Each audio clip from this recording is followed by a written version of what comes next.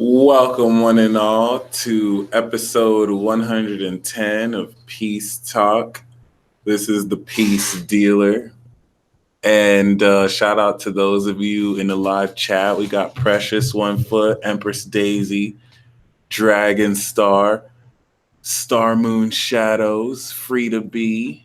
All right, Deanna Blackson. Shout out to those of you saying hi.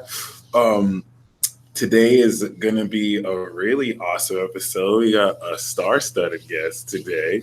Very, very, very, very awesome. How you doing, Miss Phoenix Fire, Miss Empress Phoenix Fire?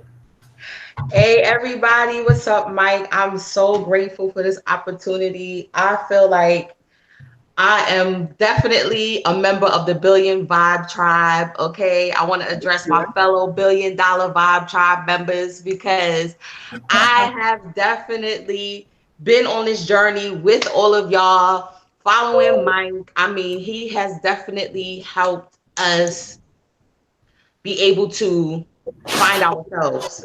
So I feel like, I don't know if y'all know about Aang, the Last Airbender, but every time they would go in the village, there was always one guy that was foaming at the mouth like, like that's how I feel right now. Like I'm finally here with Archangel Michael. Yes. Archangel Michael, I'm just so excited, really and truly. A lot of my day one viewers are also part of your viewers. Like I said, we're all together with one tribe. You are tribe. Sure. Gang. What's up? Most definitely. Yeah. And Mike, I don't know if you know this, right? Inside joke, but I knew this is why I was like so patient because this episode equals 11. Yes, it does. Oh my God. See, she already mentioned it. I was about to go in on how she just gave me like one of the best readings ever a while ago. So yeah, we'll keep it an insider for now. Yeah. I see you got the melanin popping very beautifully. Hey, listen, moving out here to Arizona, that's another thing too. Like, yeah, a lot of my viewers know. Y'all gotta check out y'all gonna see so many goodies on my channel, okay? Because I made a spiritual pilgrimage from New York City, born and raised in the Bronx, all the way to Arizona. First time on a plane. I literally packed up my children, just took out what we had and moved out here, okay? Basically, it's because what my spirit guides told me to do, and my daughter had dreams too, and it was a confirmation that I just needed to come out here. I needed to get this spiritual cleansing starting from the eclipse. And I moved July, right before the eclipse, a couple of days before the eclipse.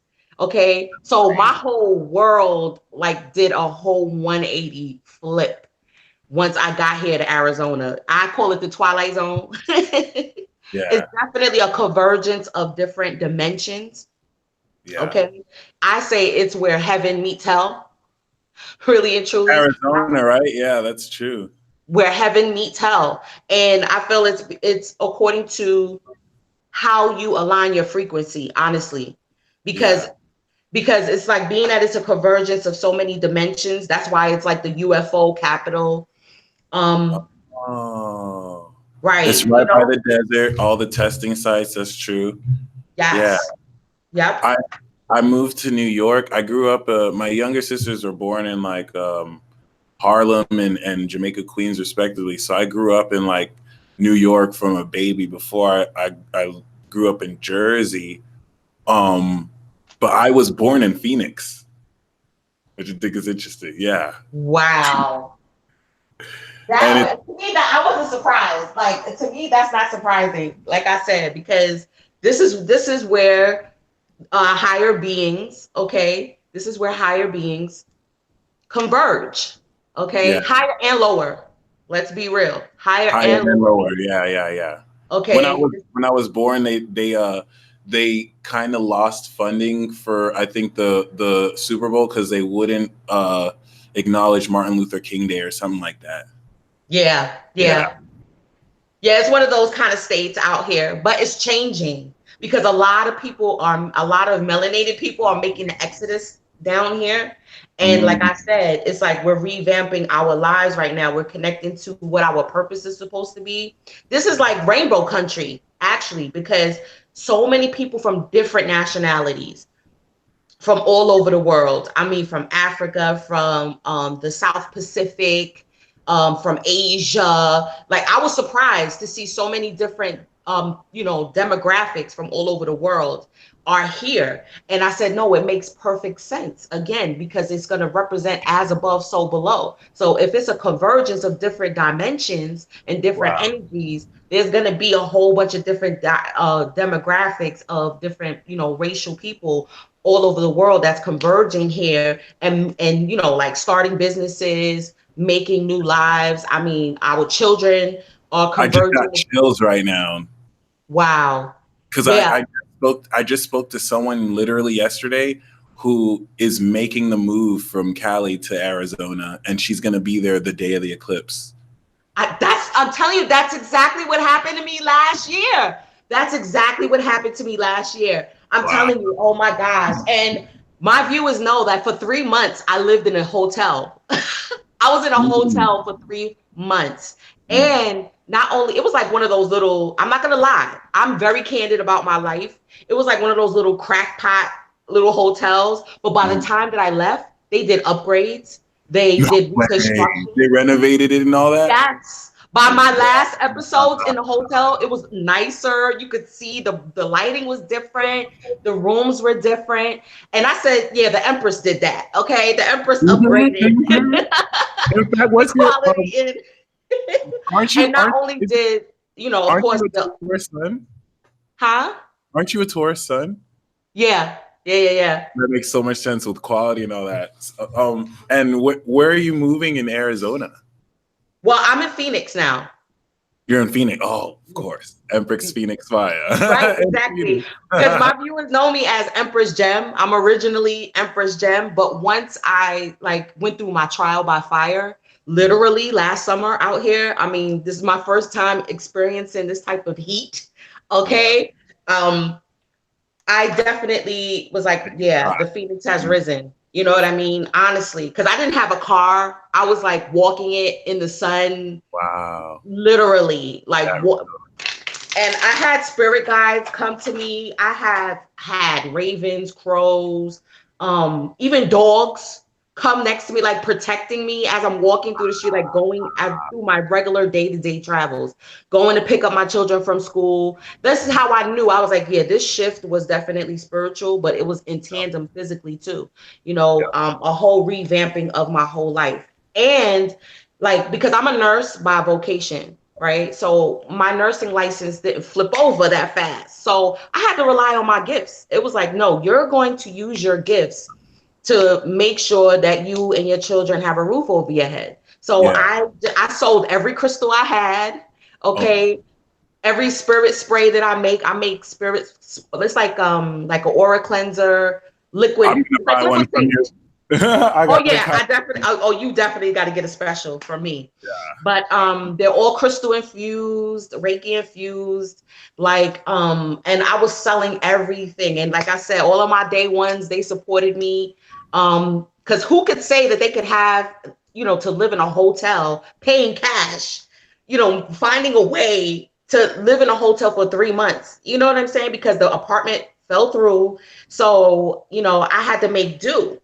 And, like I said, I reached out to one of my gurus. I don't know if y'all know about Brother Panic, occult lectures. Y'all got to check him out too. He's wonderful. One of my gurus wind up indirectly hooking me up with a roommate situation. And then after that, everything just took off. Everything took off. My whole life has changed. I got my own place now. Yes, got my own place now. Nice. Yep. I love the transparency. And what's your sun, moon, and rising? You said you're Taurus. I'm a Taurus sun, Scorpio moon, and an Aries rising. Aries rising. Oh, the light is shining in your ninth house right now. That's amazing. I love how you said the hotel got renovated by the time you left, so you just leave places better than you entered.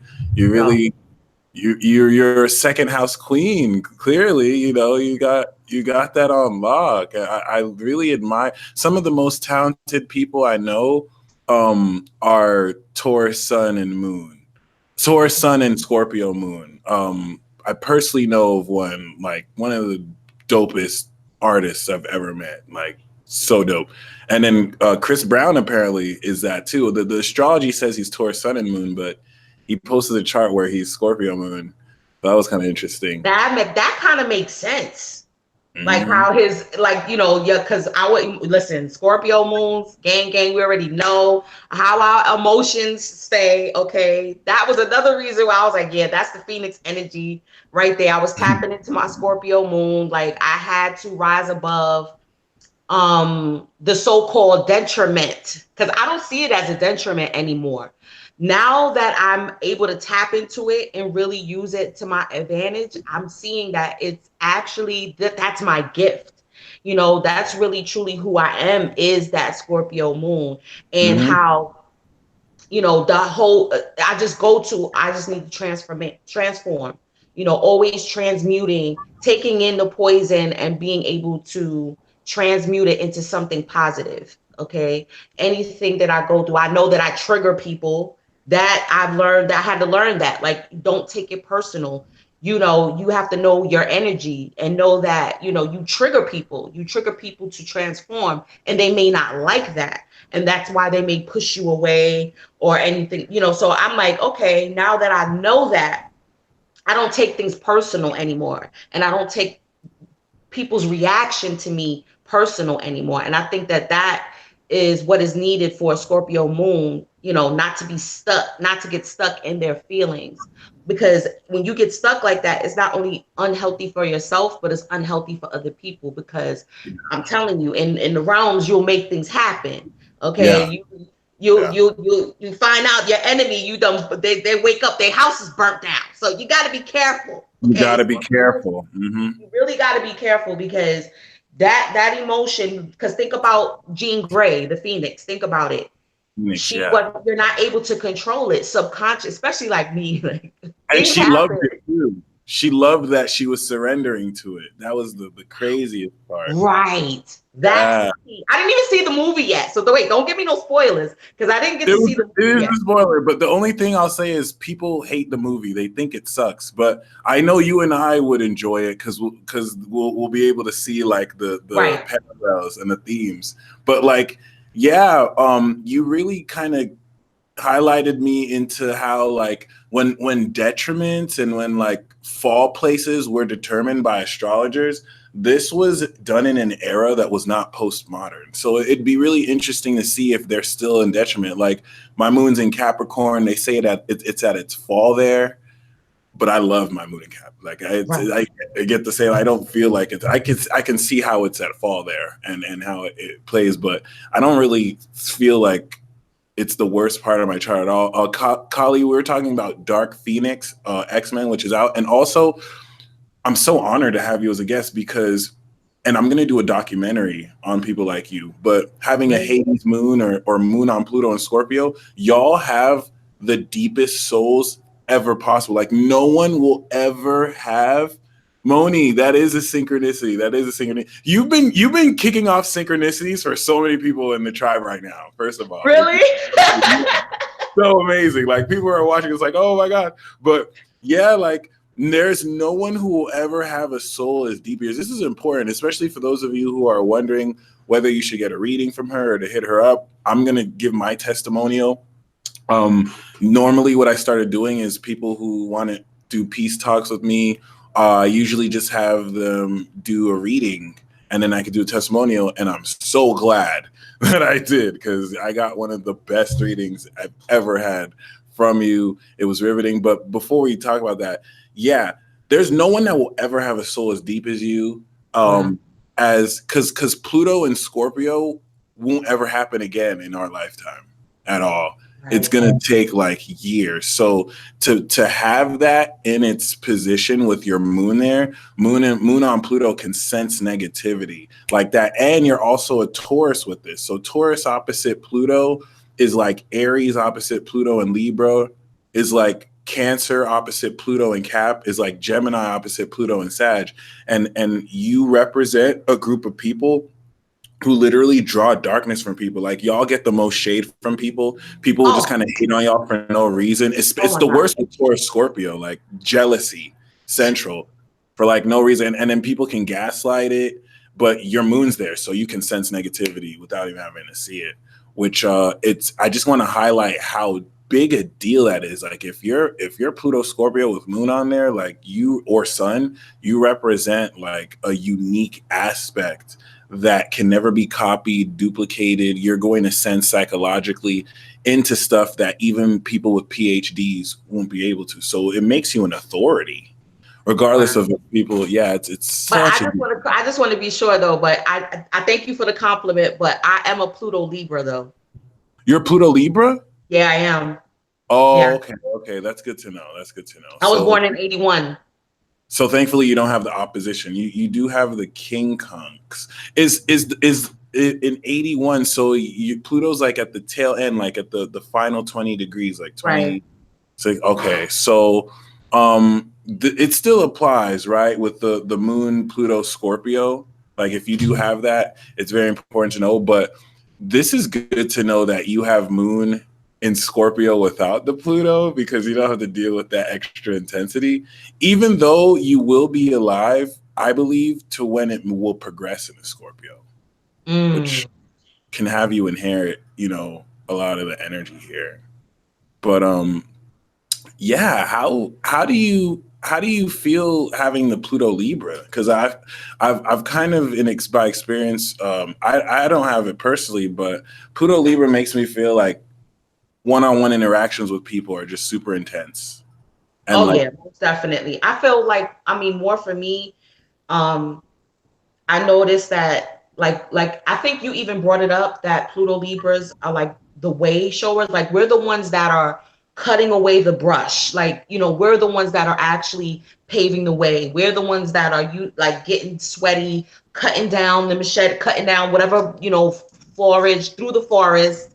Right. We're the ones that are, laying down the foundation for the later generations to be able to express their spirituality freely. Like, my children, I really would like them to come on because they know you. My children know you. They know when you come up with your little freestyles. They're like, who's that? Magic Mike? Of course.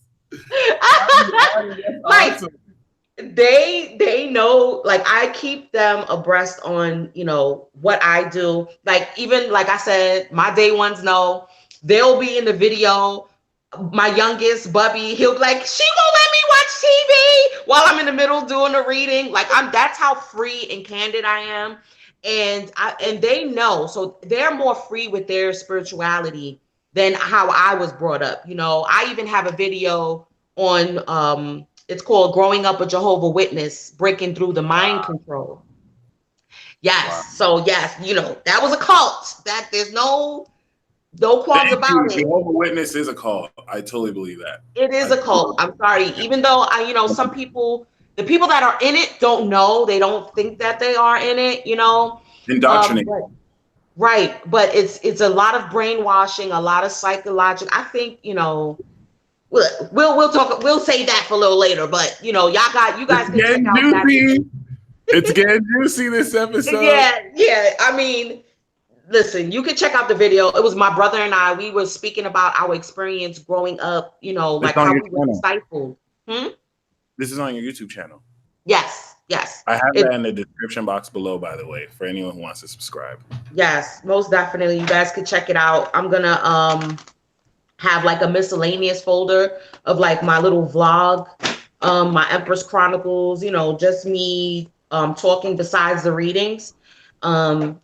So being a Pluto Libra, it's like I'm paving the way for other people, and it's kind of hard because it's like you don't get to see or reap the benefits of what the work that you've done, but it is rewarding to see other people be able to benefit from the work that you're doing. So that's kind of the reward. It's like you get to see how other people benefited from the work that you put in, even if you feel like you don't physically receive the reward yourself.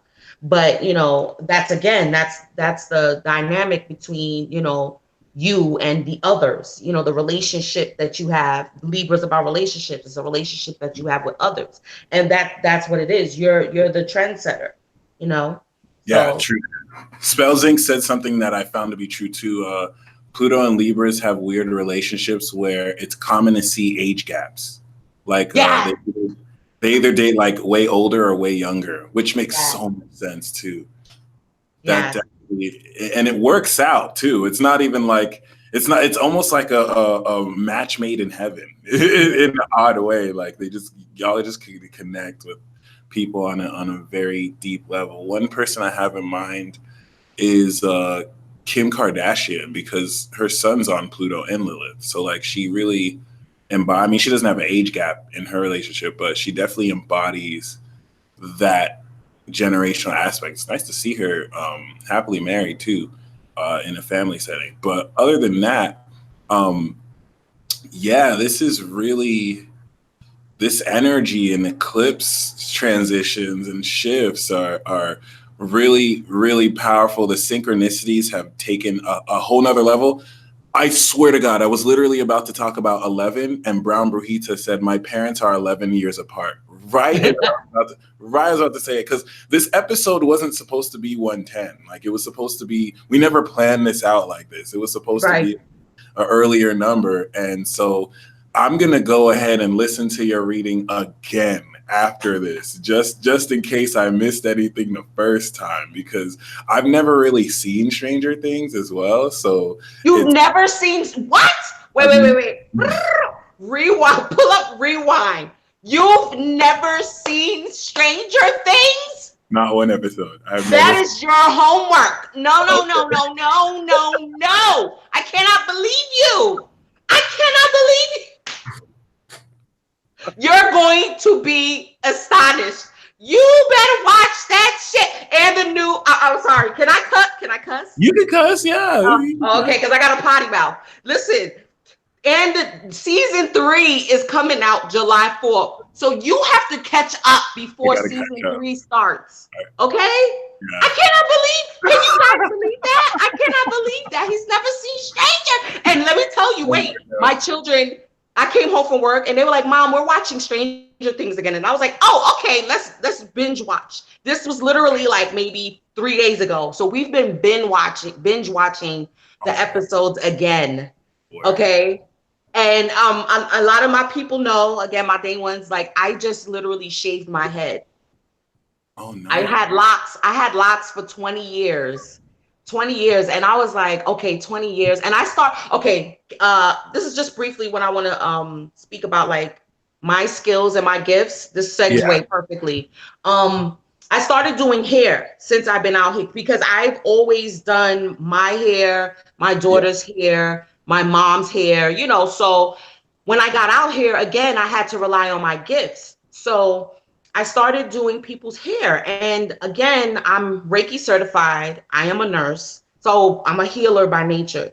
So when I do people's hair, I notice that I'm healing them, especially if you're messing with people's crown. Okay. And we know that the crown chakra is where a lot of your energy expels from your vessel. Okay. So when you're doing people's hair, their energy is coming out, you know, and they're talking to you and they're like, yeah, girl, you know, this and that happened and blah, blah, blah. Or even men. I do men's hair too. And, you know, and it's like a release. You're helping them release. Right. So I said, wait a minute, this is another form of my gifts, is to do hair. So I started revamping how I did my hair. I was like, wow, I've had locks for 20 years. You know, I'm kind of due for a change. You know, I'm noticing I can make wigs. I made this wig that I have on. So I was like, you know what? I think I'm going to do the big chop. And then when I did the big chop, and I was like, well, why do I want to do this so much? And I knew it was like something from within my soul to do it, because when I check it, a lot of high priestesses, even in ancient Egypt, they would shave their hair. And that's where even wig making even comes from. They used to make wigs because they used to shave off their hair as not only as a sacrifice, right? But also as a way to like shifting your intuition. It's a way of shifting your energy. It's almost a way of cleansing, a form of cleansing. So I said, makes perfect total sense, okay, for me to be able to do that for myself and like to take my high priestess nature to a whole nother level. Yeah. So, and then, I cannot believe you to see. And if you, okay, when you finally watch it, you'll see 11 starts out with her head shaved. And that's how they described her. They describe her as the girl with the shaven head, the girl with the shaven head. So, you're going to, oh my God, oh my God, oh my God, oh my God, oh my God. I can't wait. You got to let me know. You got to email me. I'll even text me. Let me know when you watch at least the first season. I'm telling you, Does it pick up slow, or does it pick up already like? No, you're gonna be enthralled from the first episode. Yes. Okay. You're gonna be, because I thought the same thing too. I was slow to it, but I got like, again, I got put onto it last year during my pilgrimage. Okay, with the family that I was staying with, and we started watching it, and we was like, that was an every night thing. Like we was watching that together, and I was breaking it down in my head, watching it like, oh my God, this is so deep. Oh my, and then that's the Phoenix energy too. The Phoenix, okay. Total Phoenix energy right there. Okay, talking about primordial, it's about talking about the primordial divine feminine energy in her primordial essence. Okay, that's why it's like so hard to control, is because it's the original, it's original, authentic energy that it cannot be confined by what normal that word's been constructs. coming up a lot. The word primordial has been coming up a whole lot for me as well. Like a whole primordial essence. So that in fact, I started I'm starting to stop using the word like God and goddess as well as terms to describe, because I feel like primordial goes beyond that realm as well.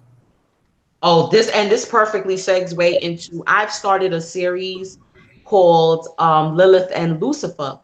Now, I've been getting like mixed reactions because they're like, Lucifer, oh my God, you're talking about Satan.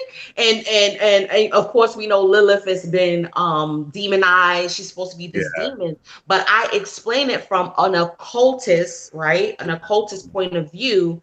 And I know a lot of us, we've been brought up in a Christian background. Yep. So a lot of that programming is still in our mind about what certain energies are supposed to represent. But once you begin to do actual study on what these energies actually are and what they represent and how they connect with you, you will begin to see more parts of those energies within yourself, because we're taught to negate our dark side. We're taught to suppress our dark side, instead of actually like, you know what? No, I want to learn more about that. I need to know, in order for me to integrate it, because we always talk about integrating your dark side. How do you go about doing that? So that's why I started like doing a lot of research on, okay, because I thought I was on this twin flame journey. Yeah. Like the most of us, you know. Oh, so that's how I fell for it too.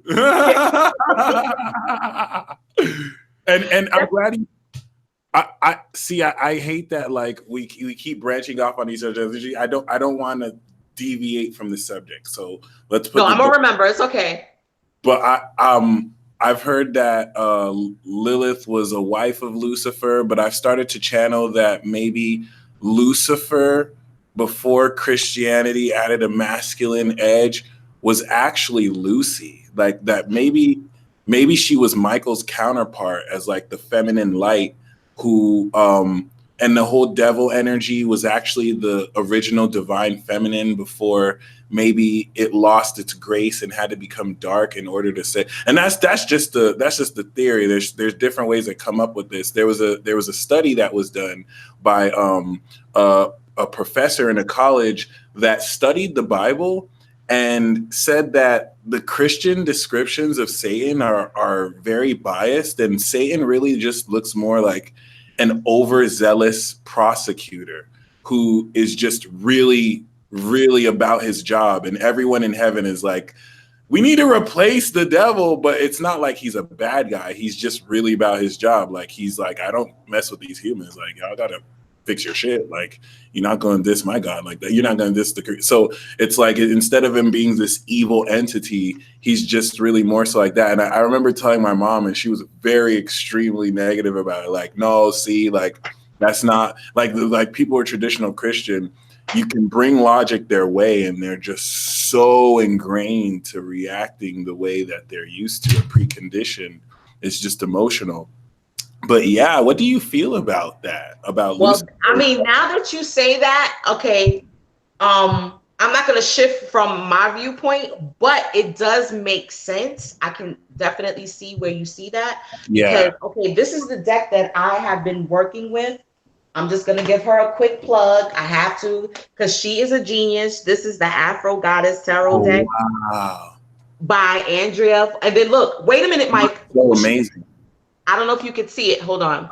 She autographed it, right? And she said, I wish you the power of 11 moons and 11 suns. And I was like, oh my gosh, right? She hand painted each picture.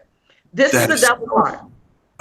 Yeah. See, that is the original form of the devil. There we go. That's so beautiful. And not even in a case where she's like demonized or evil. Like, she just represents, and then Capricorn is supposed to be a feminine vibration too. Wow. So it just kind of makes sense right there. That's deep. That's deep. Because you have the yin and the yang, and like the yin is like the light within the dark. So you have that light bearer, but she's really like repping the dark, but has the light within her.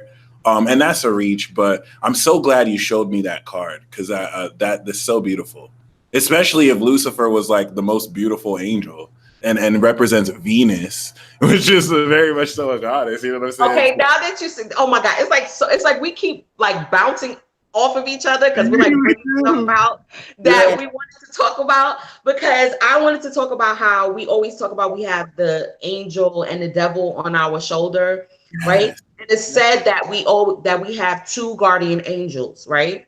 So isn't the devil considered a fallen angel, right? Yeah. So if we have, the so-called positive and so-called negative, right? So the devil is actually one of our guardian angels, if you want to look at it that way.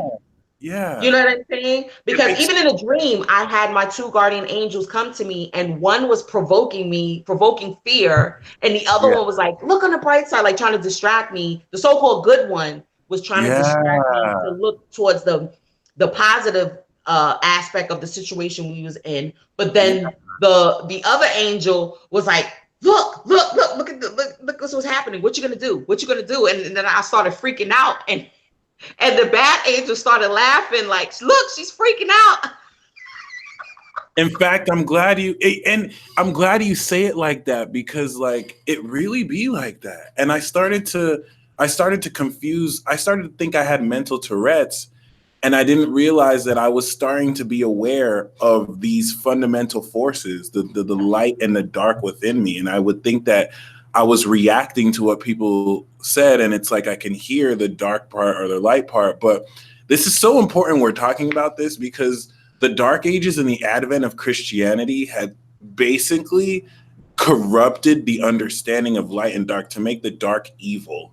And then because there's a lot of evil in the light, and people see these angelic beings as like they can do no wrong. That's not even biblically sound. You know what I mean? Like, the forces of light could be very deceptive. So it's I just started reading about how demons are really the original gods of Egypt before Christianity like demonized them literally. And I kind of see demonic energy as like just a darker vibration. You have the fall coming to your base chakra, and then you can rise to the crown. And it's really just more frequency. It's not like demons are evil as much as they can make you aware of negative or darker, denser energies. And you can have a good demon or a bad demon. You can have a good human, a bad human, a good angel, a fallen angel. So it's like really coming back to see these objectively in the age of Aquarius. And, people have a lot of people block their gifts because they command dark forces. They command demons, like Scorpio moons. I did an ayahuasca ceremony with somebody who was a Scorpio, and she saw demons all around her, and they were marching, and she felt scared, and she didn't realize that they're protecting her. She's a demon queen. She's a demon goddess queen. Like, these people command dark forces. Jesus said, I give you the authority to trample over serpents and scorpions, cast them away. Some people can literally like summon entities, but conveniently our generation was taught that's evil, that's wrong. We've been told lies about people who share their stories about how just outright lies, superstition, and they're robbing our power from us to make it look. And then Hollywood movies make these things look like they're sinister. When you're talking about extra dimensional forces that can possess you at will, they're not stressed over you like that. They're waiting for you to open up your heart so that you can get to know them proper, as was usual. So, and definitely, like right before I made the transition from leaving New York, because like it was like, being a tourist, I was stubborn. I was like, no, I don't want to leave. This is my home. Maybe I could find a way. Maybe if I just move my apartment. And I had a dream where an entity called Urzuli Danter, right? Her like demon form came to me, and she was like, I'm gonna hold them off as long as I could, because I heard there was darker energies like trying to get me. And she was like, I'm gonna hold them off as long as possible, but you got to get out of here, right? Mm-hmm. So that's gave me the like, okay, I gotta leave. But you got to think about it. Who knows a thief better than a thief? Exactly. Right. Yeah. So you have to have a connection with darker energies. Let's say if you have dark energies that are trying to attack you, okay, you have to tap into those other darker energies, okay, that resonate with you. Like, listen, do my light work for me. Keep those goons away from me. You know what I'm saying? Sometimes you feel like, oh, well, you got to go to the light side. And no, sometimes you have to go. Sometimes they don't have authority there. Right, exactly. And they may not have that power. They're not dealing in the same realm that these other entities are in. So they'll know how to trip them up, how to slow them up, okay, or totally how to divert them. Like even in oh my God, even in Stranger Things. Oh my God, in the second season with the dog Demogorgon, all right, when Destin raised him up as a baby, and at the end he remembered him and he spared them. It was a demon dog that actually spared him because they had a connection. Oh my God. No, seriously. And it's and like the whole demon, the whole like deification of angels and gods, and then like demotion of demons, this is all propaganda spiritually, because it's not like one is better than the other. Like you said, it's almost like turf wars. Like some of you have to really connect with your darker side, because you can go through some places and then it's kind of like going through a hood in New York, and you gotta know like a gangster so you can walk through the street, and when they want to test you, the dark side will be like, nah, this is my homie. Like, you don't right. And then you can walk through because you good in the streets. Like you gotta know, you really gotta know like who you hook up with. And some of you are like denying them because you've been taught that it's bad. So just something to keep in mind, like there's light in the dark, there's dark in the light. So you may see a stereotypical dark entity, but that doesn't apply to all dark entities. It's literally like prejudice and stereotyping. Not every Black person is a thug, right? Not every Islamist is a terrorist. So, it's really coming out of these stigmas. We've yet to have proof of this outside of hearsay, subjective belief, and just superstition. So much honor to you. I love Scorpio moons. Y'all bring out the secrets. Y'all, it's amazing. Like we get deep instantly. And I kind of want to touch on Lilith and Lucifer again, because even with the whole, I got that like with Lucy veiling herself. I think Kendrick Lamar was one of the first to like acknowledge her as Lucy and not Lucifer, which is very interesting. But like even though the gender may not matter as much, I feel like it was a veiled effect. Like she's the type of devil who sets up masculine presences to be her mask and fall guy, but she's behind the scenes really pulling the strings, like any Capricorn woman. I'm just joking. But like, regardless.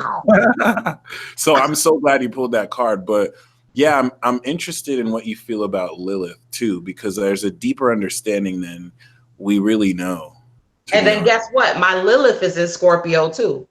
So it's like my dark side, like Lilith represents your dark side. So I was like, oh, my dark side is in the underworld. Okay. So I definitely have to tap in to that Lilith energy. So once I realized that, because I was like, okay, I'm hitting up against a brick wall with this twin flame journey, right? Quotation marks.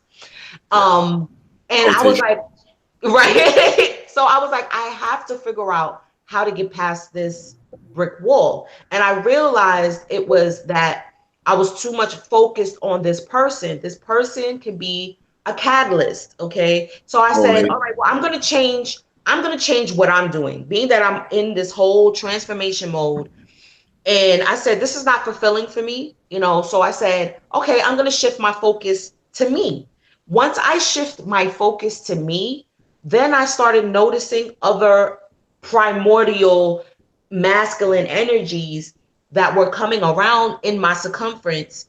And I was looking into their energy, and I was like looking into the narrative of Adam and Eve and Lilith. And I knew that Lilith was Adam's first wife, and he rejected Lilith. So she basically flew away. He rejected Lilith. He chose Eve, right? Which was like the clone. So yeah, he chose the clone. So, you know, even like I said, you know, with the person who I thought was my divine masculine, he kept choosing the clones. So I said, oh, okay. So that means I'm Lilith. So, you know, I need to go fly away, which I literally did. Flew away to the west. So I was like, wow, literally flew away. And then that's when the Luciferian masculine energies started coming around me. Gotcha. So then that's what made me spark off, like, okay, instead of doing a divine feminine and divine masculine reading, guys, let's look at the manifestation of Lilith and Lucifer. Okay, because normally too, like on my spiritual journey, things will happen to me and then I would have to go and research it. You know, it's not like I would automatically know what's going on. I'm like, okay, like when I astral traveled, I got confirmation because a person took a picture of where I was at, where my spirit was.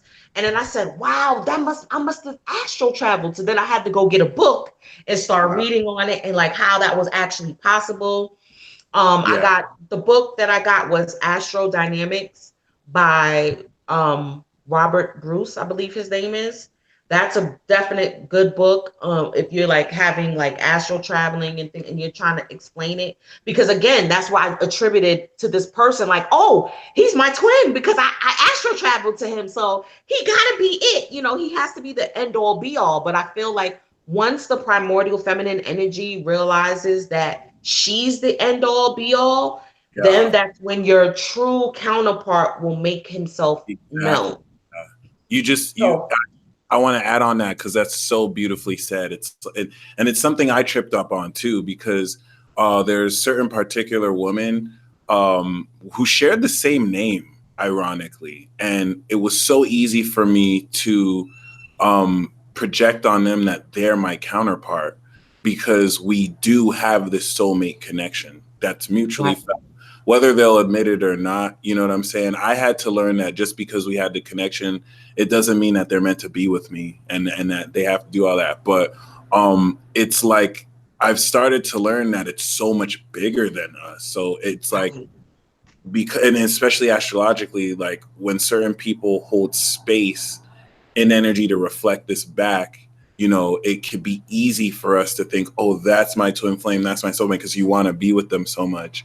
But they're holding space for you to accept and surrender to be met to the true, because I'm starting to believe like the true essence of this counterpart isn't even strictly human. It's like seeing this essence in the world. And it's not that it can't be in a human vessel. But I've also started to learn that dark forces use this twin flame connection to deceive people and to get them to believe. I started to really believe, is this really more a conspiracy? Like, is this distract people? And there's an aspect of it that is, where you will see synchronicities and signs in a way that distract you instead of just holding that faith in your heart. So I'm not going to say the whole twin flame concept is a lie, but there's an aspect of it that is super false. And if you're not on your path, you know, they can take that concept and distort it for you.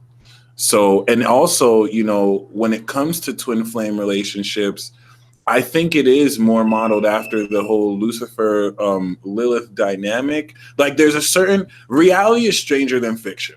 That's something that I've learned about life. So there's a huge letdown for a lot of religious individuals, because there's great, you know, the angels told David that we're going to seal this information up and we're going to release it around this age. Like, it showed you the future, but we need to seal this up because y'all aren't ready for this yet. And the information that's getting released now with our knowledge of as above, so below, astrologically, and with other modalities, it's going to reveal the true nature of these stories we've learned. That's why I don't really gel with a lot of the spiritual with what a lot of spiritual quote unquote people say when they try and syncretize spirituality, which I don't like to call spirituality, or the occult, with religious themes. Some people bridge in angels. I never felt comfortable with, you know, people pulling Archangel Michael cards or Archangel cards. It's not that you can't, and there's a way you can still divine, but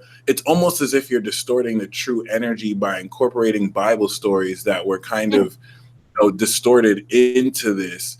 And you guys may not realize that the truth is a little bit almost opposite of what we've been told. The forces that we've seen as good are probably the bad guy. Like, God could be the villain here, on purpose, setting us up to like see past his illusion. You know, the people who brought knowledge to humans could actually be the heroes here, the Prometheuses, where it's like they've seen entities that don't want to be trapped. They have the wherewithal to see the intention of these higher celestial beings, and so they're helping these lower beings gain freedom through knowledge. But then the narrative is just twisted. So these aren't going to be more so speculative anymore. You're going to see the truth evident, and this is really going to confuse people because you've been brainwashed and programmed to see what's supposed to help you as bad, so you never accept it, right? And it's really it's really interesting now and it's very interesting because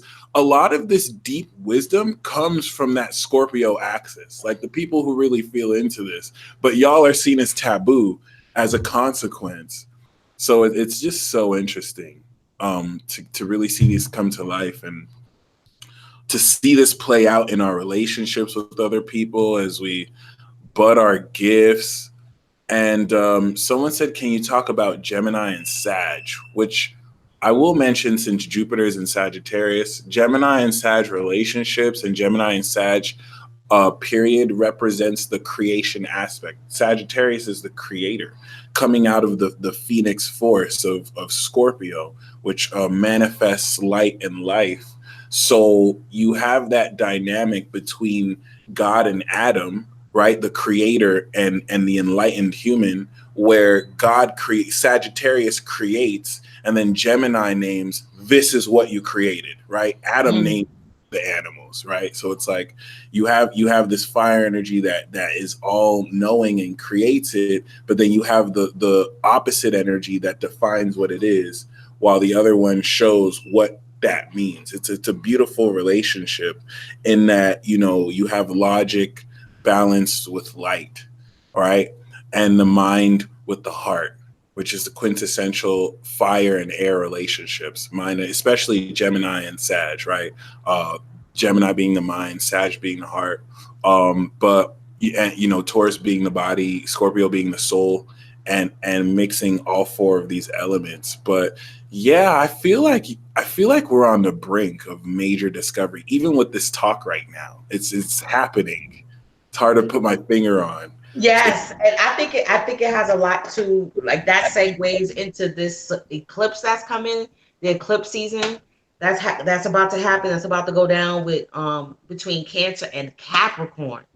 Now, like, being that I already went through the eclipse from last year, I'm like, okay, now I know not to be so fearful about what's the change that's about to happen, coming up in this season. But there's still going to be an element of surprise. Like, even though we know about the astrological, okay, we're thinking about Cancer and Capricorn, and how there's going to be a stellium in both energies during that time.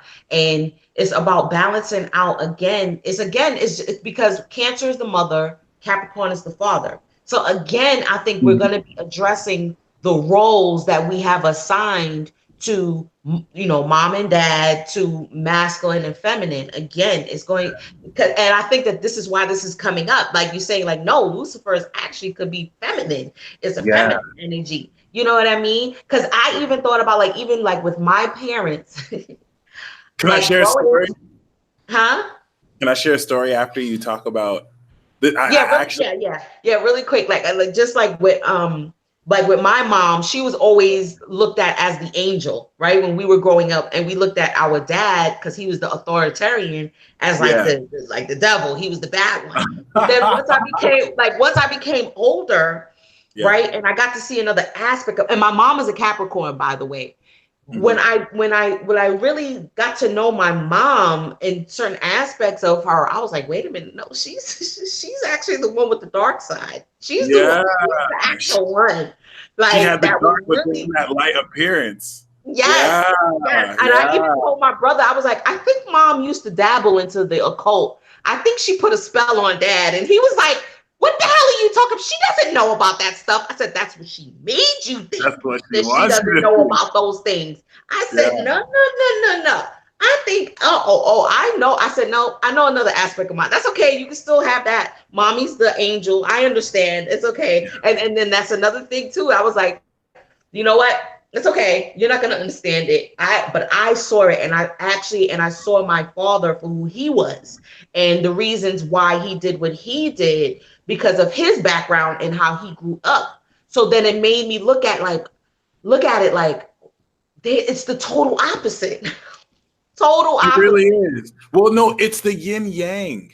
That's why I love the yin yang single, because it is opposite. It's like the light and the dark, but there's dark in the light, but there's light in the dark. And the homework for you guys to get a visual of this is a must. If you're a yin yang apprentice, like you have sun or moon and light or dark, and even if you don't, Little Nicky, watch Little Nicky. That nails it. Little Nicky is a hybrid, born of a devil and an angel goddess. His mother ruled heaven, and it was peaceful. And then his father ruled hell, and it was a rager. It wasn't a place of eternal damnation. It was base chakra. Everyone was just having sex, getting drunk, listening to rock music. That's how it really is. It's not like one place is better than other. You may prefer heaven sometimes because it's peaceful, but it's not as fun as hell is. You know what I mean? Like, there's even certain biblical scholars that will tell you the Bible doesn't really talk of hell as a place of damnation. That was later added on to scare people into, like, being Christian, so that they'd have some type of catch as to why they'd have to be saved. But other than that, like, when you look at that duality, it's super amazing to see. But I'm gonna tell you, I've kind of kept this secret, but I'm gonna tell you the story of the day the devil approached me, and it was wild. That whole day was wild. So I go to a nutrition place, the best day ever nutrition. Shout out to, I won't say her name, but a good friend of mine. She's a Pisces, mind you. I think she's either Aries moon or Aquarius moon. And you would think, I mean, she sold Herbalife. Like, the whole place there was a Herbalife nutrition place. So I was going there to check it out, and her son was with her. So we started talking, and immediately she asked, when was the last time you spoke to the devil? And, like, without missing a beat, it's like I'm the Gemini version, but when I talk to, like, Pisces or, like, Scorpio energies, they bring out my cap. So like this other part of me came out and just started talking. And before I could even think about how odd the question was, I was like, oh, a few months ago, the devil came and hit me up when I was in Nigeria. And I remember because I remember I was in Nigeria, and all of a sudden I hear in my left sense, there is an extremely dark presence in this room. And I immediately was like, oh shit, it's the devil. And like immediately my right leg went numb. Like there was no reason for my right leg to go numb, but I couldn't have feeling in it. And the energy, the essence I got from it was like, I could literally hear the devil talking shit like, oh, this bitch isn't ready. This bitch ass nigga isn't ready yet. Like his body isn't ready to harvest yet. Like, and we were just talking shit. We were just talking crap. Just like, oh, not even like hatred though. Kind of like you know how friends talk crap? Kind of like that, like, oh, get out of here and stop wasting my time. So I didn't think anything of it at all. I didn't think anything of it. I thought it was just in my head. A Scorpio woman called me on Messenger. She never calls me. She called me on Messenger, frantic, like, has the devil visited you recently? And I couldn't believe it. I was like, what the hell? Like, I forgot that even happened. The only reason why I remembered is because that's the first thing she says. This was back in 2015. And that's when we were talking. She was saying that the devil was more a masculine presence. And I was like, are you sure it's not feminine? But she was saying more from her experience, because that same night she had like a violent experience or whatever. So fast forward a couple years, this Pisces woman immediately was like, have you ever talked to the devil recently? And then I told her that story. And then she was like, yeah, I've been connecting with the devil, and he makes me feel like amazing. Like he gives me this rush, and it's been guiding with it. But I started to walk closer with God now. I don't really mess with the devil like that anymore. And I just love the irony of how a Pisces woman can talk about this casually, and she's not crazy. Like she's really talking about some real stuff. And she was mentioning how like she went through I love how she talked about the energy difference. Like with God, you have to work a bit more, but you're in the light. But with the devil, it gives you that energy. And but she never really framed the devil as like an evil person too. She even mentioned how her wish came true, how she had like a abortion, right? And the abortion was low-key like a sacrifice. Like after that happened, or after she lost the baby, like everything that she wanted happened. And this is what kind of guided her to like, maybe I should walk with God now. Like she didn't feel guilty about it, but she kind of felt a certain way where she kind of she doesn't rely on that energy anymore. But it wasn't like she was a devil worshiper at all. Like she was just talking about a real relationship with the entity that, she had in that sense. So interestingly enough, I got that the reason she told me that at the end of the story, she was like, so talk to him. And it's interesting because before she told me that, I was getting vibes to kind of call on this energy. So I walk out the store. I hear a voice visibly that's like, the devil likes to masquerade as a man, but she's really a woman. She really just has men hold up the mantle as a masculine form, but the source of it is a woman. And I'm about to show you who she is. Mind you, I'm Gemini sun. So I'm just like, okay, whatever. It's 4-4 right now. But it's like, okay, whatever. Like, I don't usually take serious these channelings because I'm all Gemini in my head. Like I'm just thinking about it. So, but if I'm gonna meet the devil, I'm gonna eat some mushrooms. Like I'm gonna prepare. I'm gonna get in the zone. So I got some shoes, I smoke some weed. Later that night, I hear the voice like, "Are you ready?" So I go hit up this one lady who I felt at the time was my twin flame. And it's funny that it's 404, right? And literally, I swear to God, I hear the voice, "Are you ready to see the devil?" And I go to her page, and it's not like it was a random picture. The moment I go to her page, she had uploaded a photo. So that is a synchronicity in and of itself. Like the moment I go to her photo, it was like seconds later, she had already uploaded something. And it was a picture of the devil. Wow. Just sitting there with the glass, like, hey, what's up? The lady in red, the devil in a red dress, because it was like a Halloween party, a mid-Halloween party. So I was just like, damn, like crazy. That was my confirmation. And of course, this lady was a Capricorn woman too. So that was all the confirmation I needed. And it really started to make me realize, like, the secret mysteries. At first I was like, oh, don't tell anybody, keep that secret. But there's no way I had to share that today, because it's starting to make me realize, like, especially the elect, like us, like we've been given the usual regular story, but now the scales are falling and we're about to see the real version. But that had to be based on the illusion first. And yeah, it's been wild ever since. Just trying to get an understanding of it and how these forces walk amongst us and are like.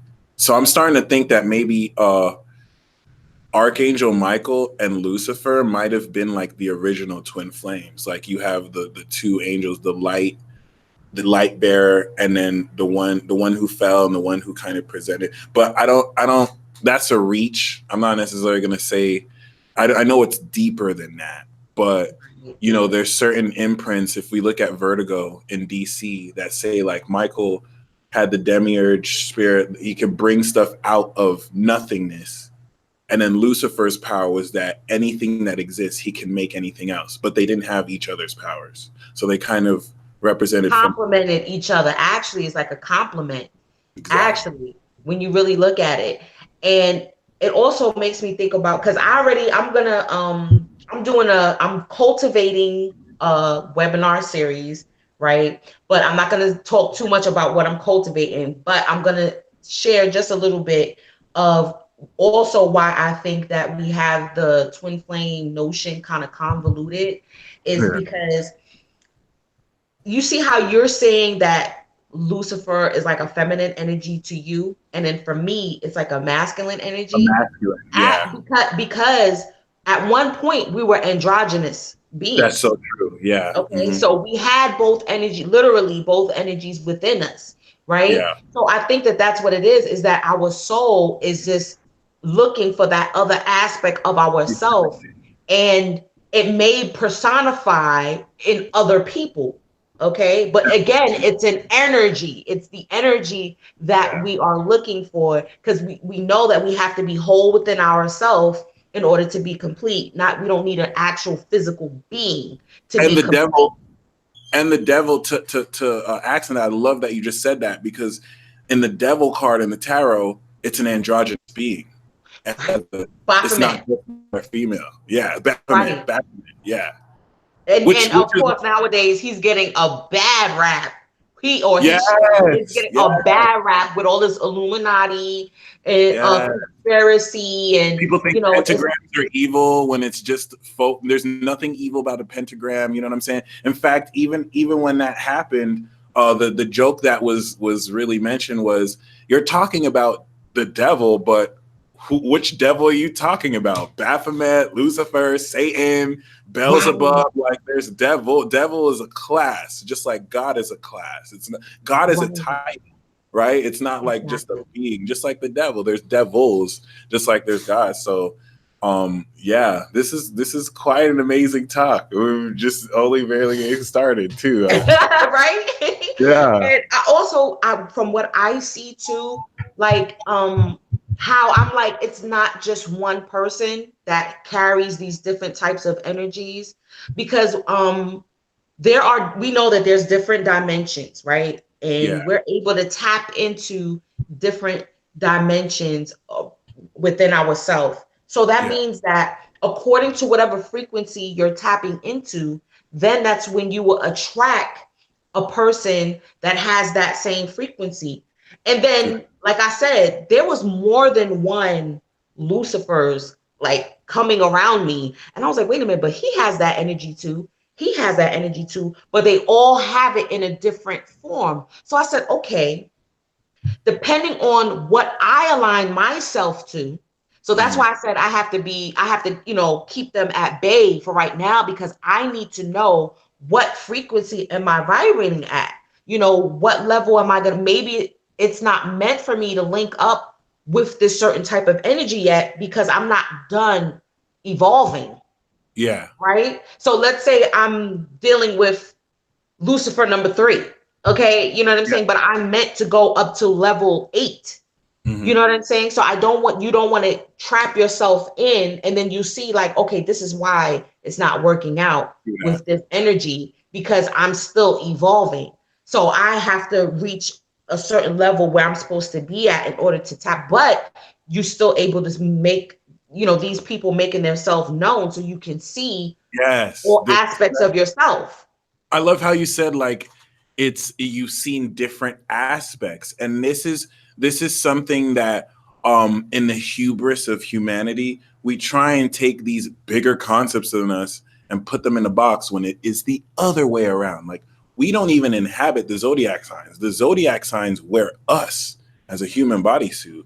You have these entities and primordial essences that get filtered through the gradient of these signs. So there's an Aquarius version, there's a Pisces version, there's a Virgo version, because all these signs are all one energy.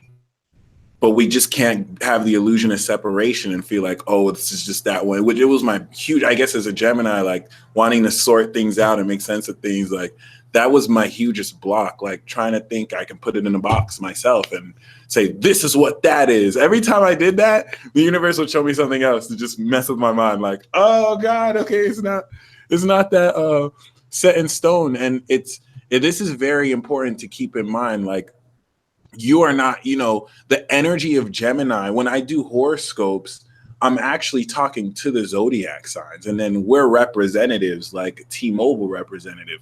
But the force of T-Mobile influences my actions because I work for T-Mobile. So there's only so much that I can do, right? Just like a celestial energy that is way bigger than, you know, your organisms, even though everyone has a facet of themselves that is cosmic celestial too. And to bridge more so what you're talking about, you know, the dark and the light, I think one of the common misconceptions out of convenience is to believe that there's just this one ultimate ruler. But, you know, to be fair, there's a dark dimension, there's a light dimension, right? There's a ruler of the light dimension, there's a ruler of dark dimensions with their perspective hierarchies.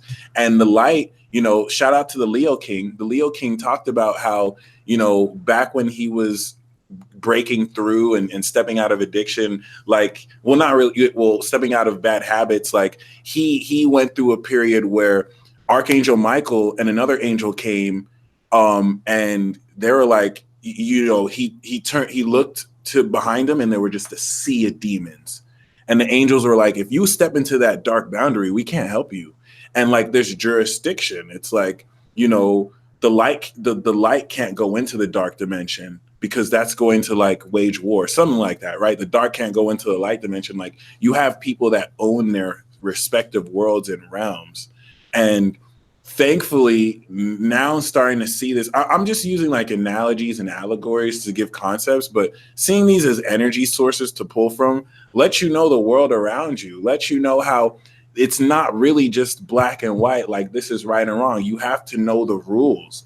Like, a certain ruler is not evil because they have certain rules. Like, if you call on their energy, they may demand a sacrifice. That's not right or wrong. It's only wrong if you go in ignorantly and you don't study what you're evoking. And you just described the High Priestess card. Wow. Just right there in that analogy. Wow. Okay. Because remember, because look at it, she has the 2 pillars beside her, right? And they hold up what? The veil. Okay. And there's more than one veil too, I want to put out there. Because I've been studying the Kabbalah, and there's more than one veil, because there's okay, let's say there's the first veil was between the 4th dimension and the 5th dimension. That's why a lot of people have been saying, oh, we're going to 5D and all of that, because that first veil has been lifted. right? But there are more veils as we go higher. So that's just the first one, okay? With the High Priestess card, okay, she draws from both aspects. That's why you see one pillar is black and one pillar is white. And underneath her, there's either books or scrolls, and Yep. it takes immense study. This is what I said in the reading I did last night. Like, it takes immense study in order for you to really be able to decipher what is real, what isn't, the wheat Yeah. from the chaff, and it's continuous. And it's continuous. It doesn't just stop just because you feel like you've gained a level of knowledge.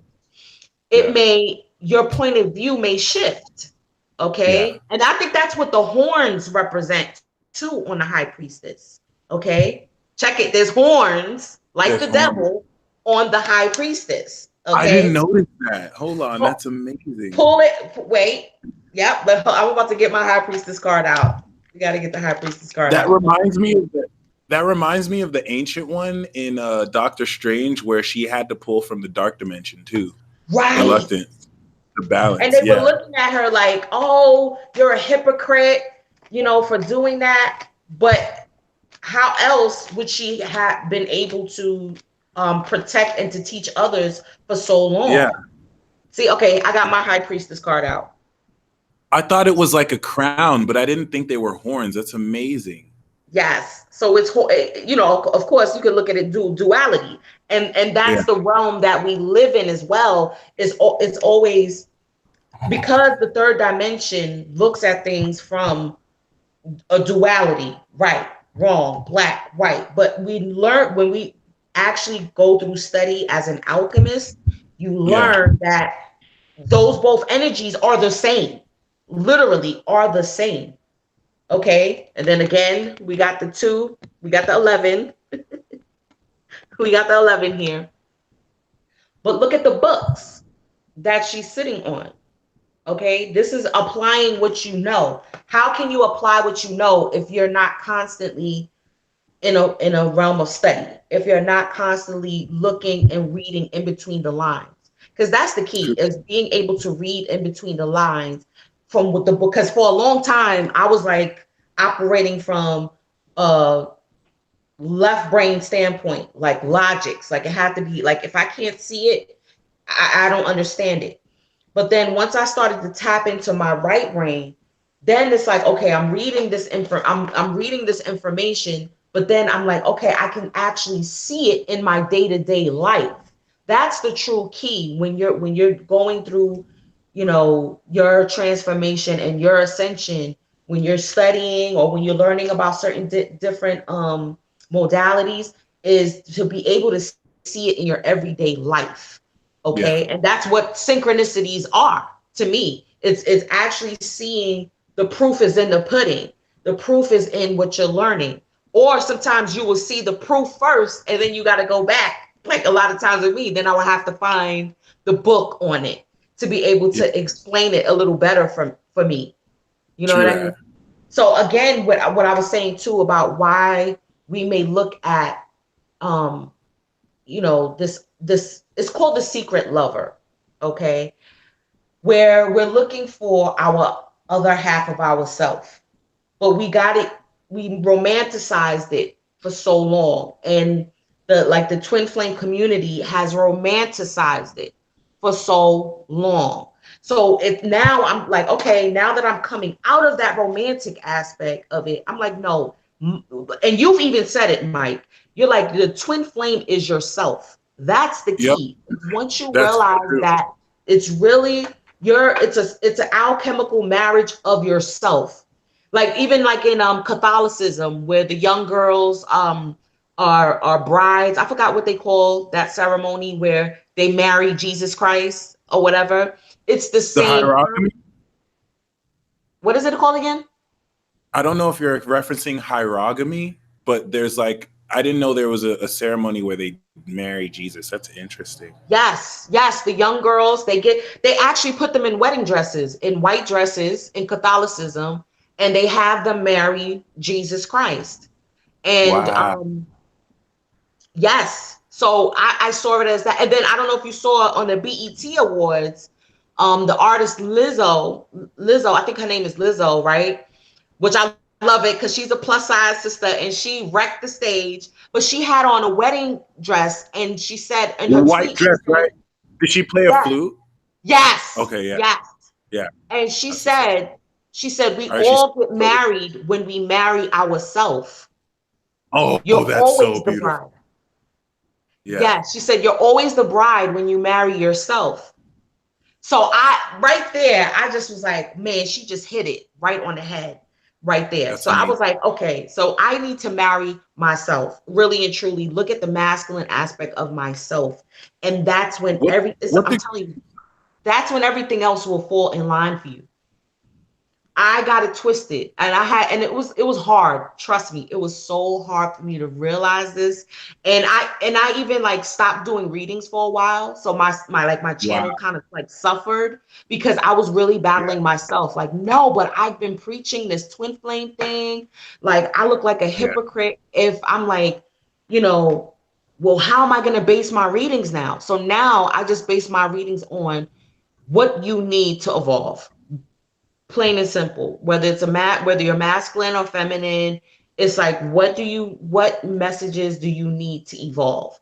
So that's how I've kind of revamped my channel now.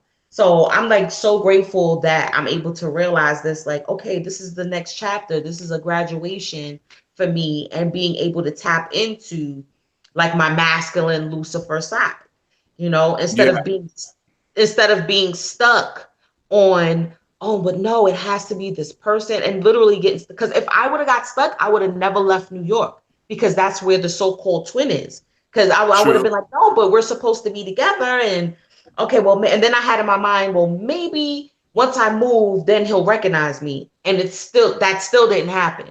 It still didn't happen. So I was like, you know what? I'm done. I'm done with it. It's all about me.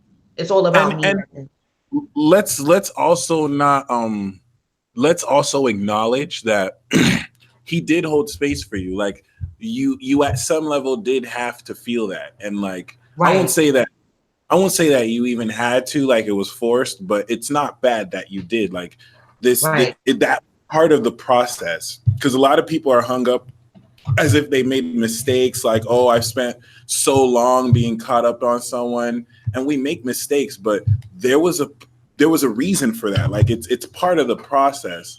100%. What degree is your sun? 26. Taurus, right? Yeah. All right, that's 1 degree away from my AC. So you just made me realize something. We're going to do a ceremony. This will be the first peace talk, I think, that we've ever done a ceremony. So our composite energy, our your Scorpio moon and my Cap moon meets at Sagittarius, where Jupiter is right now. And then my Gemini sun and your Taurus sun meets at Gemini. So we're Gemini sun, Sag moon. You have the opposition in your chart with Pluto and Libra.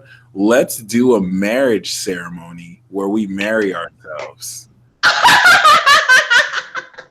And we literally have the ordained minister energy to pull this off with Jupiter, like preparing. Wow. This is so, oh my God.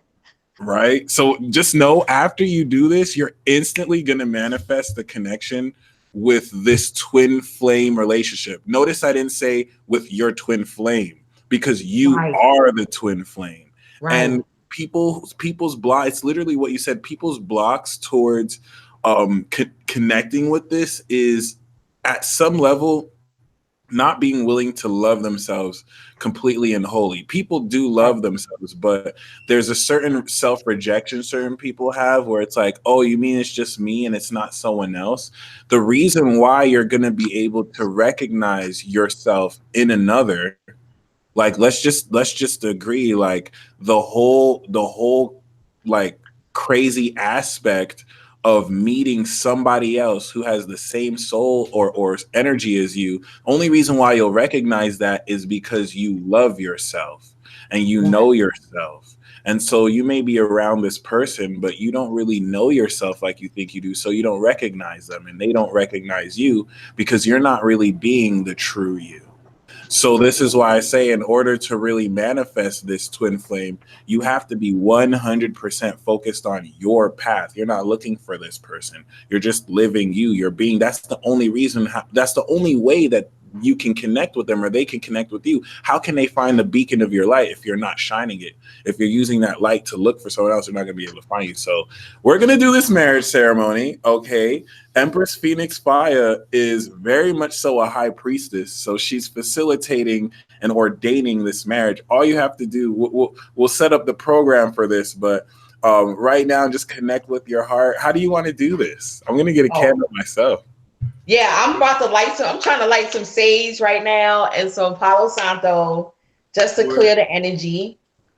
If I can get my lighter, of course. I'm going to call one of my children. Y'all, my people already know the children are part of this as well. So let's say we're getting the ring bearer and the flower girl. Because we gotta get this going. Most definitely.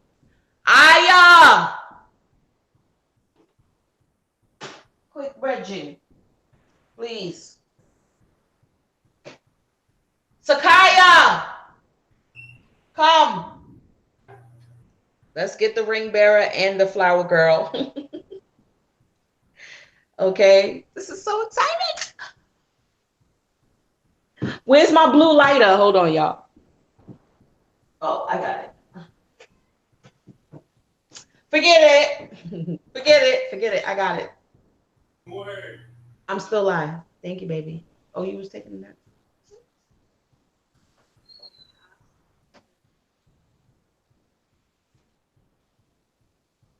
And I'm definitely going to sing a mantra. Most definitely.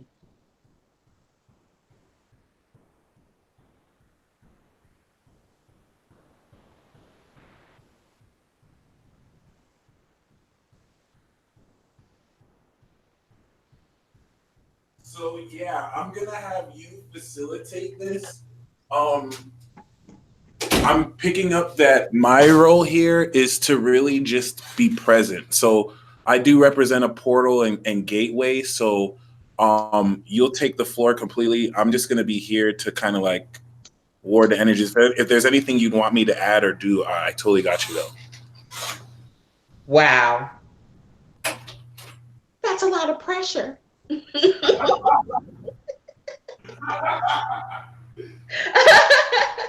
But it's all good. It's all good. Yeah, I already perfectly know what mantra I'm going to sing because this mantra basically is going to bring in the masculine and feminine energies of primordial energies, okay, of creation, basically, right? Because we have to go to the root. We have to go to the source. And something that is devoid of form, physical form.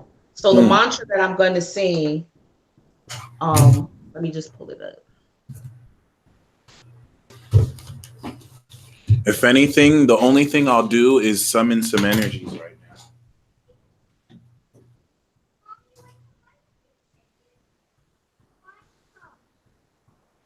now. Okay, bring the water for me, Bubby. We got a ring bearer and a flower bearer. That's amazing. Bring me some water, please. I call upon all the heavenly rays. I call upon the celestial forces of light and the keepers and guardians of darkness. Protect us while we do this marriage ceremony. And if you're ready to marry yourself, please understand this is a lifelong commitment that will bridge all the facets of yourself together through celestial forces and other people. And, you know, if you've really been ready to embark on this twin flame journey, it does start with you. So congratulations. Do know, though, that once we do this ceremony, there's going to be an instant change in your life. Okay. Because we have the composite moon in Sagittarius and Jupiter's on there and the moon's in Aries right now. Just be prepared. This is going to literally spark like instant life change, and you'll start to see signs because you have made the decision to literally marry yourself and align with yourself. Okay, I'm gonna light this tea light candle too. So don't go cheating on yourself. Imagine that. Unless you got an open relationship. Oh my God. Oh, yeah, so we're definitely gonna call in the energies of the Divine Mother and the Divine Father. Capricorn and Cancer. Okay. To finally have that complete, holistic self-love. Mm-hmm. Finally. Devoid of any judgment, devoid of any fear, devoid of any insecurities. Right? Not even through death do you part, because this is going to transcend. This is from your soul. So this is beyond death. Yep. Everlasting life. This is the true everlasting life. Right? Thank you. Thank you. Come here, Bubby. Strength power and speed power. Wait, come on this side. This is the ring bearer. Come. I can do strength power and speed power. Say hi. Say hi to Magic Mike. Hi. What's up, bro? I would just say, just pour you guys some water, even if you can, just to connect with the elements. I'm gonna pour me some water. All right, I'm gonna sing the mantra, and then I'm gonna tell you guys what it means, so that way you know exactly what you're calling in. All right, Mike, you ready?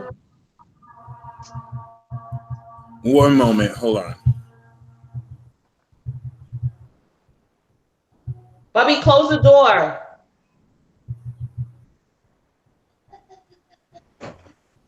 All right, I'm ready. All right, $1 Billion Vibe Tribe. You ready to marry yourself? Yeah. Oh my gosh. Yo, I swear to God. I swear to God. I have the deck. I didn't do this on purpose, but I have the deck with the Wheel of Fortune and the High Priestess. Wow. Yeah, which is Moon and Jupiter. Wow. Yeah, which is amazing.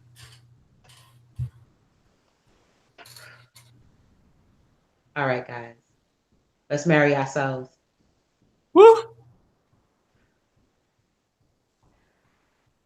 Om Sachinananda Parabrahma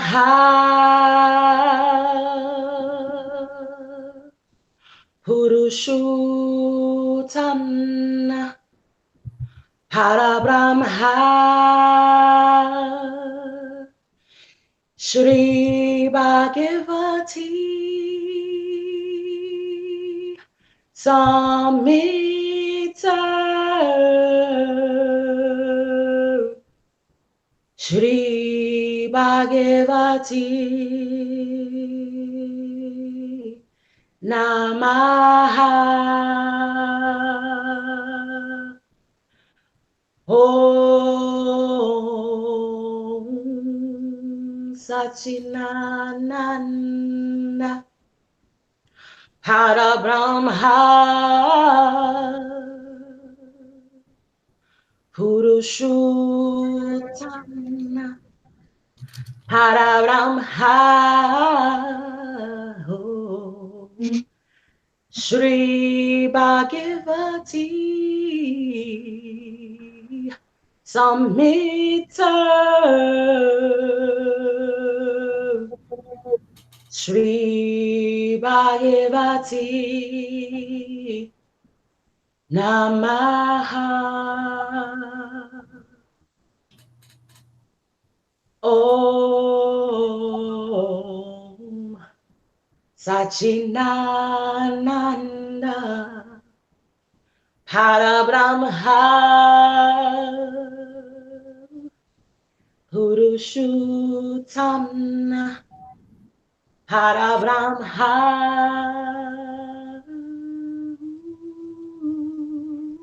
Shri Bhagavati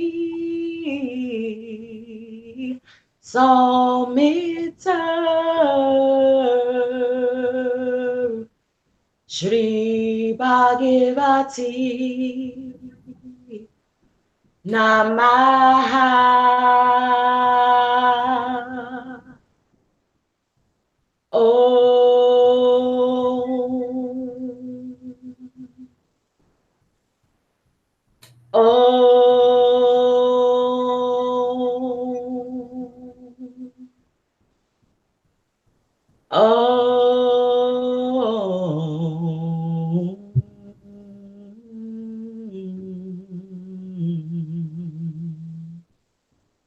And so shall it be.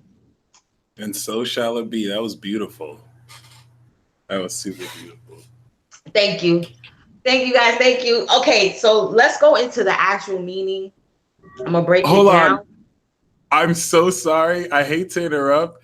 This is how magical what we're doing is. Okay, so somebody captioned my photo, and I told people to caption it, and like it's this photo on Instagram of a reading I did earlier, and my face is like this.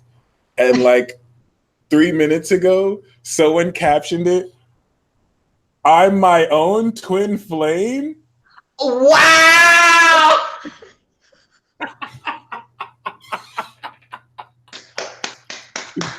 Black Moon Lilith Astrology. We see you. Thank you. Wow, that is like perfect. Oh my God. Wow. This Magic Mike does it again, man. Hey, yeah, we working it out here.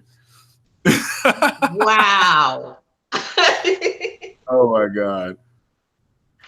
That definitely explains it all. I'm telling you. Oh man. But isn't that the expression? Like once you realize, like, damn, like really it's me? Because we have been taught to look outside of ourselves for the answers.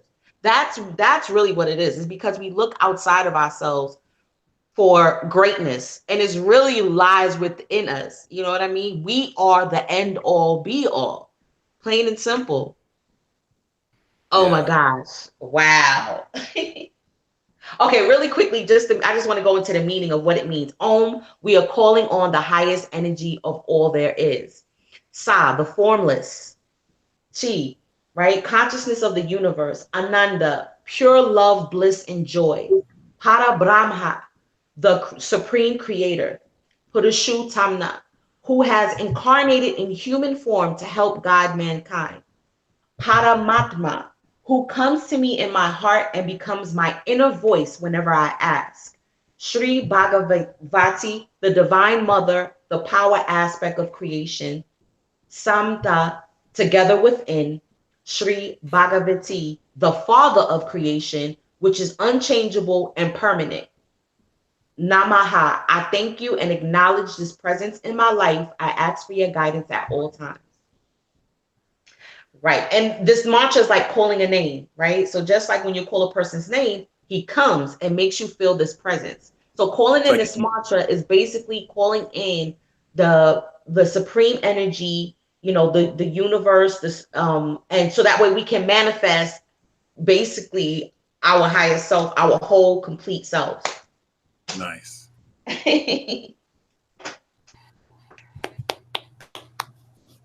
And so you're gonna say the mantra and we'll repeat it. It was what I just said. So I guess we can say it for him. Like Om. Om. Sachi Ananda. Sachi Ananda. Para Brahma. Purushu Tamna. How did you say that? Purushu Tamna. Purushu Tamna. Sri Bhagavati. Sri Bhagavati. Shri, like Shri Bhagavati, Shri Bhagavati, Samda, Sanda, Shri Bhagavati, Shri Bhagavati, Namaha. Namaha. Beautiful. You want to do it one more time? Yeah, sure. Okay, one more time. Yeah, I'm told.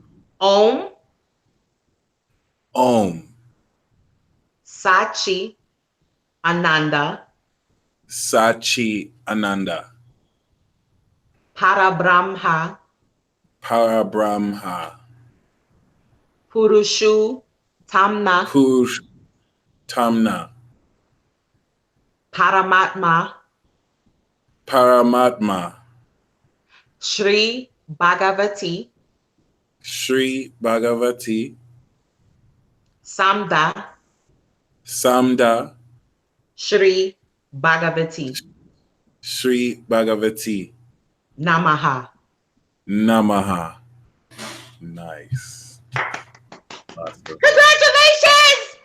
We're doing rice. Oh, you ready for the honeymoon? I'm celebrating tonight. I'm married. Yeah. So it's like we wed the divine feminine and the divine masculine within us. Right. Pretty much. Yep. Instead of seeking other counterparts to fill in and combine with ours, which is awesome. So it's important to know with rituals like this too, what seems small, what seems is just simple, you're going to look back on this day as, wow, this was the day that we sparked what's about to happen. So keep that in mind. You know, sometimes it's the small things in life that bring the greatest changes, not like the big revelations. So, I think I wanted to mention one more important thing. Was it about the fam? If I remember, I'll mention it. But I forget right now. I just got mind swiped. But very grateful for this ceremony. This is really awesome. Me too. Oh my gosh. I needed it. Most definitely. Oh my goodness. So are we gonna pull cards for the zodiac? Yes, we're gonna pull the cards. This is a great segue. Before we do, what I was gonna mention was okay, so what's happening with this apotheosis many of us are going through. Remember, we're multidimensional beings, and maybe it's safe to say that this experience is limitless. Our universe is limitless. It expands at a limitless rate, whether you believe in the Big Bang or other theories. So I think some of you are having God complexes because you feel your God self coming out, and you start to compare yourself to other people when you tap into the crown chakra of yourself that says you are the supreme being, right? And it's not meant for you to compare to other people because everyone is like a universe unto themselves. So everyone is tapping into their own sacred spaces where they are the gods of that realm or the goddesses of that realm. And so you kind of want to, you don't, when the way to look at rulership, the way to look at like royalty, the way to look at godhood or goddesshood, it's not you ruling over people. It's not I'm higher than you, I'm better than you. First of all, rulership is a work of service. You're serving others. The highest is the lowest, the lowest is the highest. And when it comes to godhood, everyone has this spark within them, or so I like to believe. Not everyone actualizes it because they focus on other stuff, but everyone is tapping into that. And I'm using the word God or goddess, but you are beyond God or a goddess. This is just the title. You are way beyond these concepts and themes. It's our generation that's going to really come up with a more updated name for this because you're uniquely you. So some of you may just be humans, right?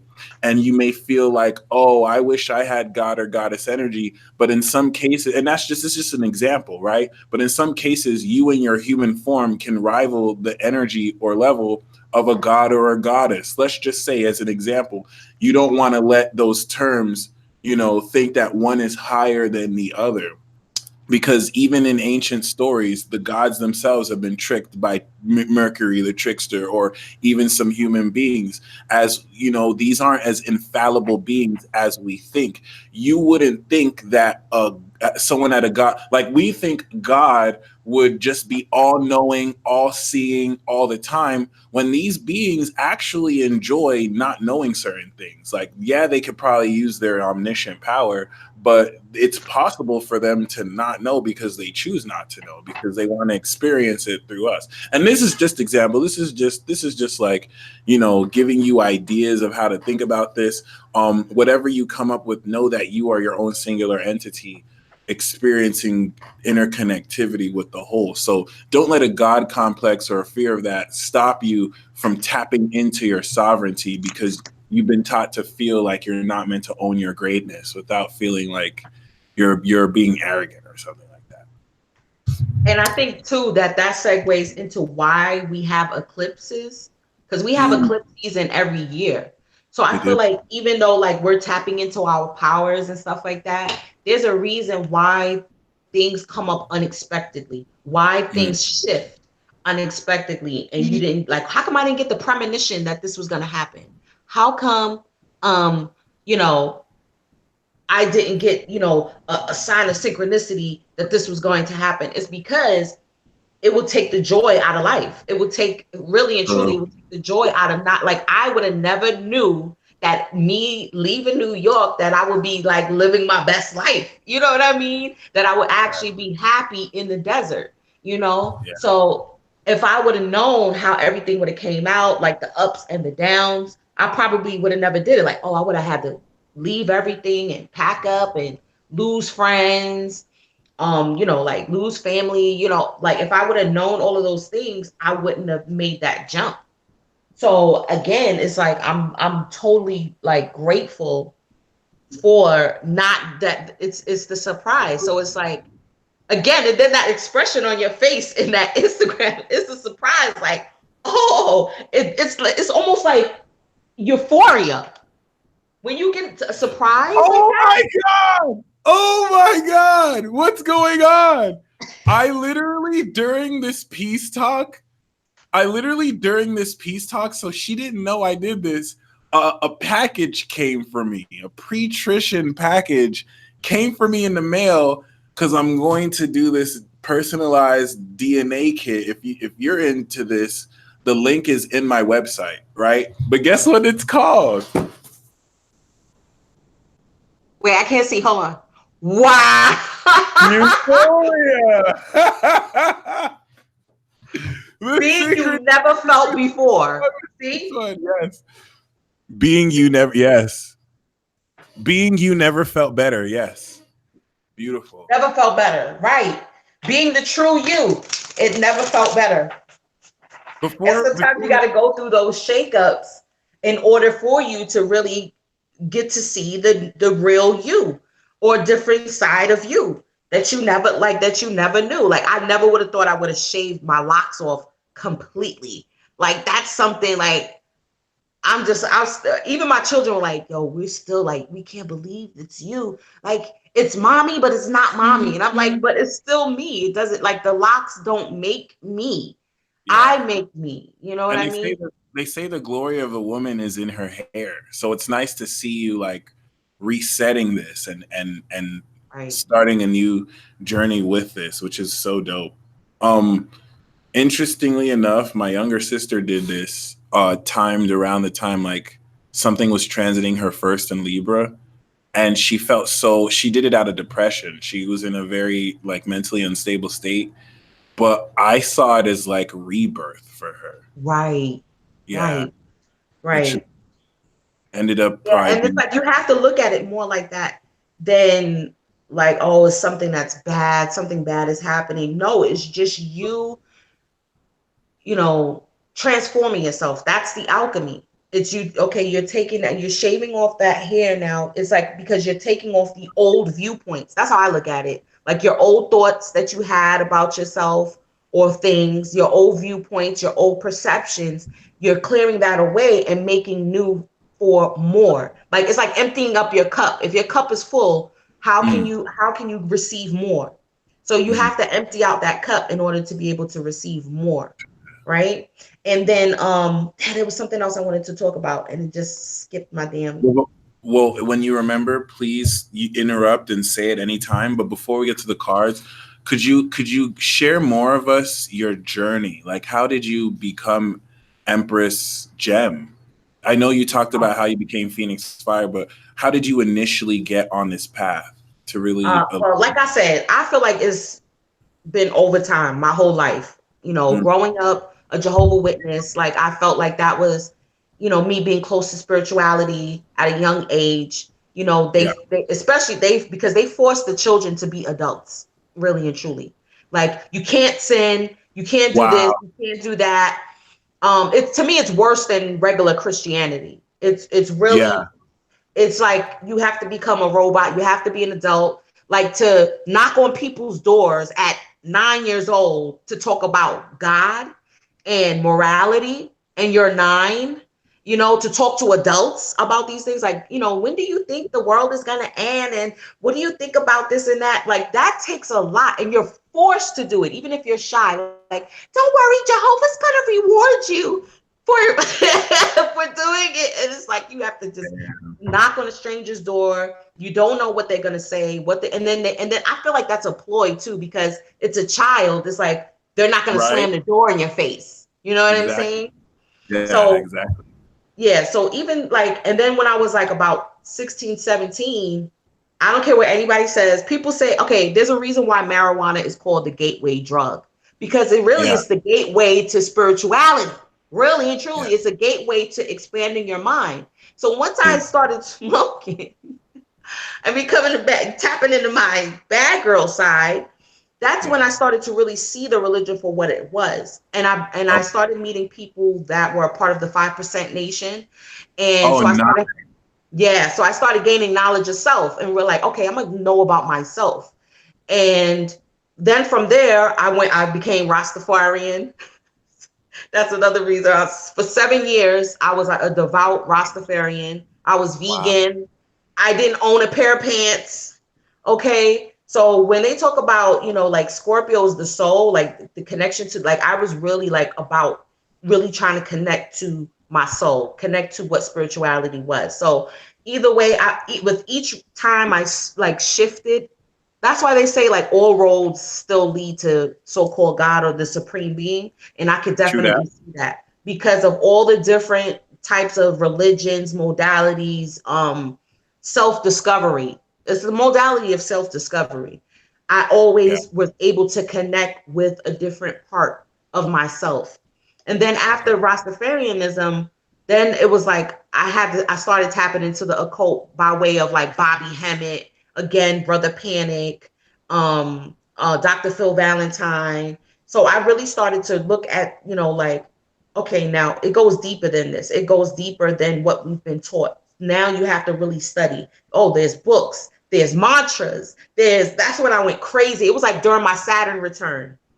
During my Saturn return, it was when I started like just going ham, staying up late. I would take off from work just to fast and just to read books, listen to lectures. Like I really was like going deep. Like, you know, I've been brainwashed with religion for most of my life. I was like, no, the occult is where it's at. The occult is like, like I felt like I had to catch up, you know, but I realized that, you know, it was part of that Saturn return where you're really, it's like a graduation. You're really tapping into yourself. So I was like, okay. And like, can I share a story real quick? Story time of when I saw my higher self. Oh, no way.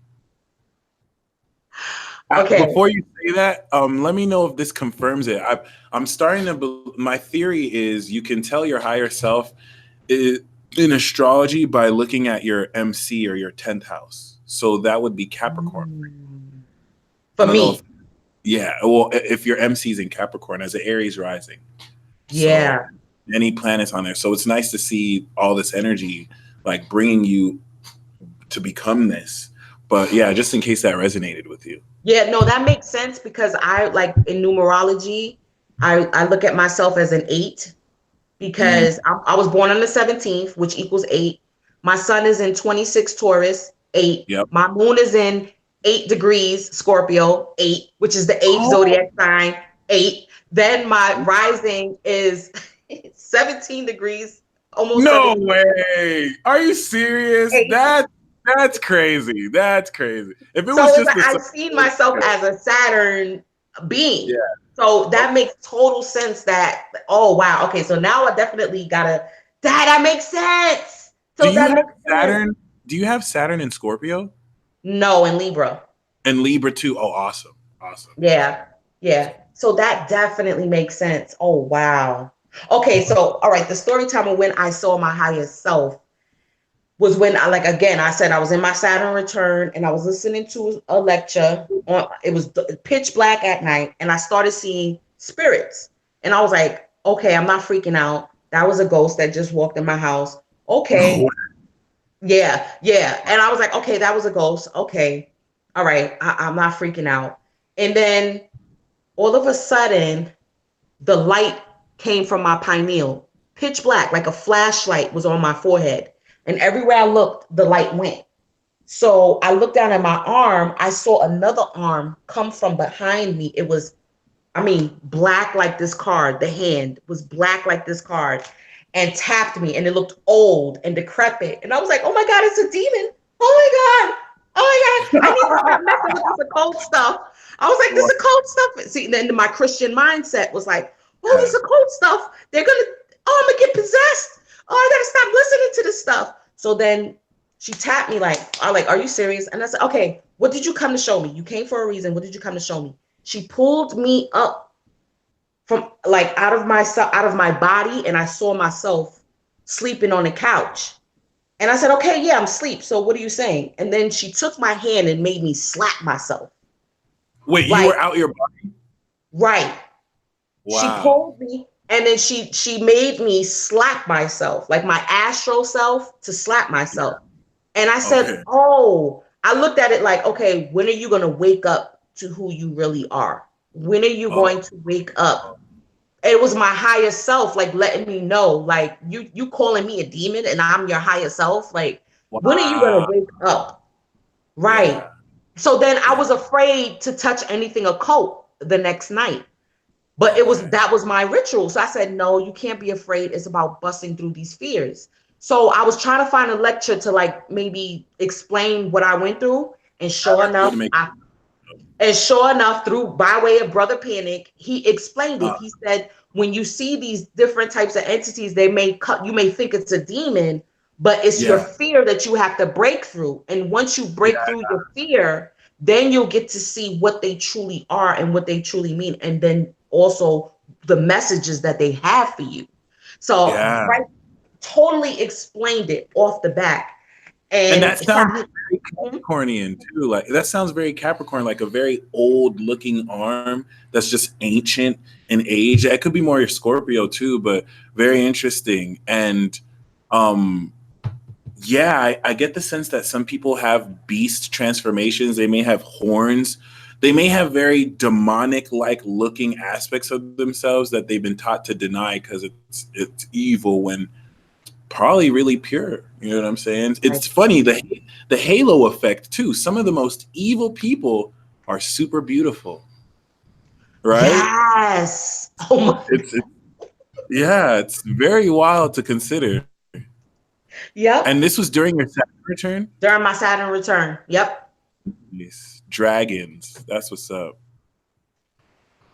Yep. And I feel like I want to just bring it down to the practicality because that's like what I feel like is my specialty because we're discussing high vibrational concepts and sometimes it's hard for you to grasp because that was like one of my stumbling blocks was like all of these things like these vocabulary words like I don't see it but how you can bring it down to practicalities like how I even started with the cards. When I was younger, me and my brother, all we had for summer vacation was a deck of playing cards, literally. And we would stay up all night playing rummy, crazy eights, Uno, you know, different things like that. And like when I looked at the numbers, I looked at them as personalities. Like I didn't Yeah. look at them as numbers. Like I looked at them as, and also energy. Like number 1 was like masculine to me. Number 2 was feminine. Number 1 had a crush on number 2, but number 2 had a crush on number 3. Like, oh, that's wild. That's amazing. like, you know, so I always like looked at them as, I don't know, again, as energies back then.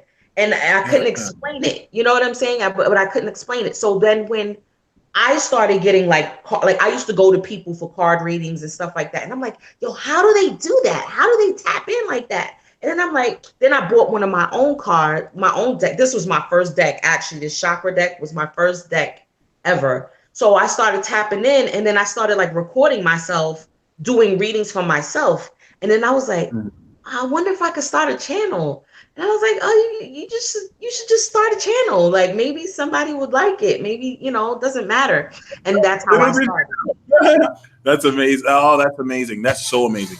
That's super authentic too, because I'm quickly beginning to feel that playing cards are so underestimated. Like they're such good divination tools. And do you ever get the sense now that, especially if you're playing a card game, I started to realize the spirituality of games to where it's like Jumanji. Like you can play a card game, but like whatever happens in the game will happen in your life. Like if you pull certain cards, you got to pay attention to the numbers because maybe a story could be being told through spirit and you think you're just playing a game. Right. So I'm going to start looking out for that myself. Same thing with chess and Harry Potter. Remember? In Harry Potter, I forgot which one it was. The first one or the second one? I got my first Harry Potter book, The Sorcerer's Stone, and then my mom wouldn't let me read it because it wasn't Christian. So I never got into Harry Potter. Yeah. I mean, now I can, but I never got into it back then. But I didn't know there was a chess scene. That's how. So it's like you would play chess and like it would map out, like the players would move in real life. Right. Basically, Aquarians treat human beings. That's amazing. Yep. In case you guys didn't know, Aquarius men and women play you like chess. Like Aquarius people know the role people play in their lives, and they play them like chess pieces. It's fascinating. So, my father was an Aquarius, and he had a chess set in the living room that we could not touch. No way. He had a chess. Yes, he had a chess set in the living room. God. And if I'm telling you, it was like we knew, like, don't touch that set at all. And he could tell if one piece was moved. No way. He could tell who was in here touching my chess set. I'm so serious. We were like, we thought it was crazy how he would know how one piece would be moved. Oh my God. Damn. Yeah. Yeah, Aquariuses are always fascinating to me. Like even my uncle who told me not to get into astrology, like the day that I prayed to my great grandfather and was like, tell me your secrets, because I was told you could fly and teleport and you founded our village in Nigeria and was the head witch doctor. The very next day, my uncle comes to talk to me, my Aquarius uncle, and he's like, I'm the reincarnation of your great grandfather, and just started telling me about how everything in life could be explained through science and how aliens came down and, you know, gave my great grandfather a stick and that people tried to cut them and they couldn't get cut. And this is how they founded the village. And, you know, I mean, if he told me that, I probably wouldn't have believed it, except this is like right after I just asked. So he either had telepathy or something. Like, it's just stuff like that. That's just like, who are Aquariuses? Like, what's going on here for real? But the fact that he wouldn't even let you touch a chess piece, that's telling. That's wow.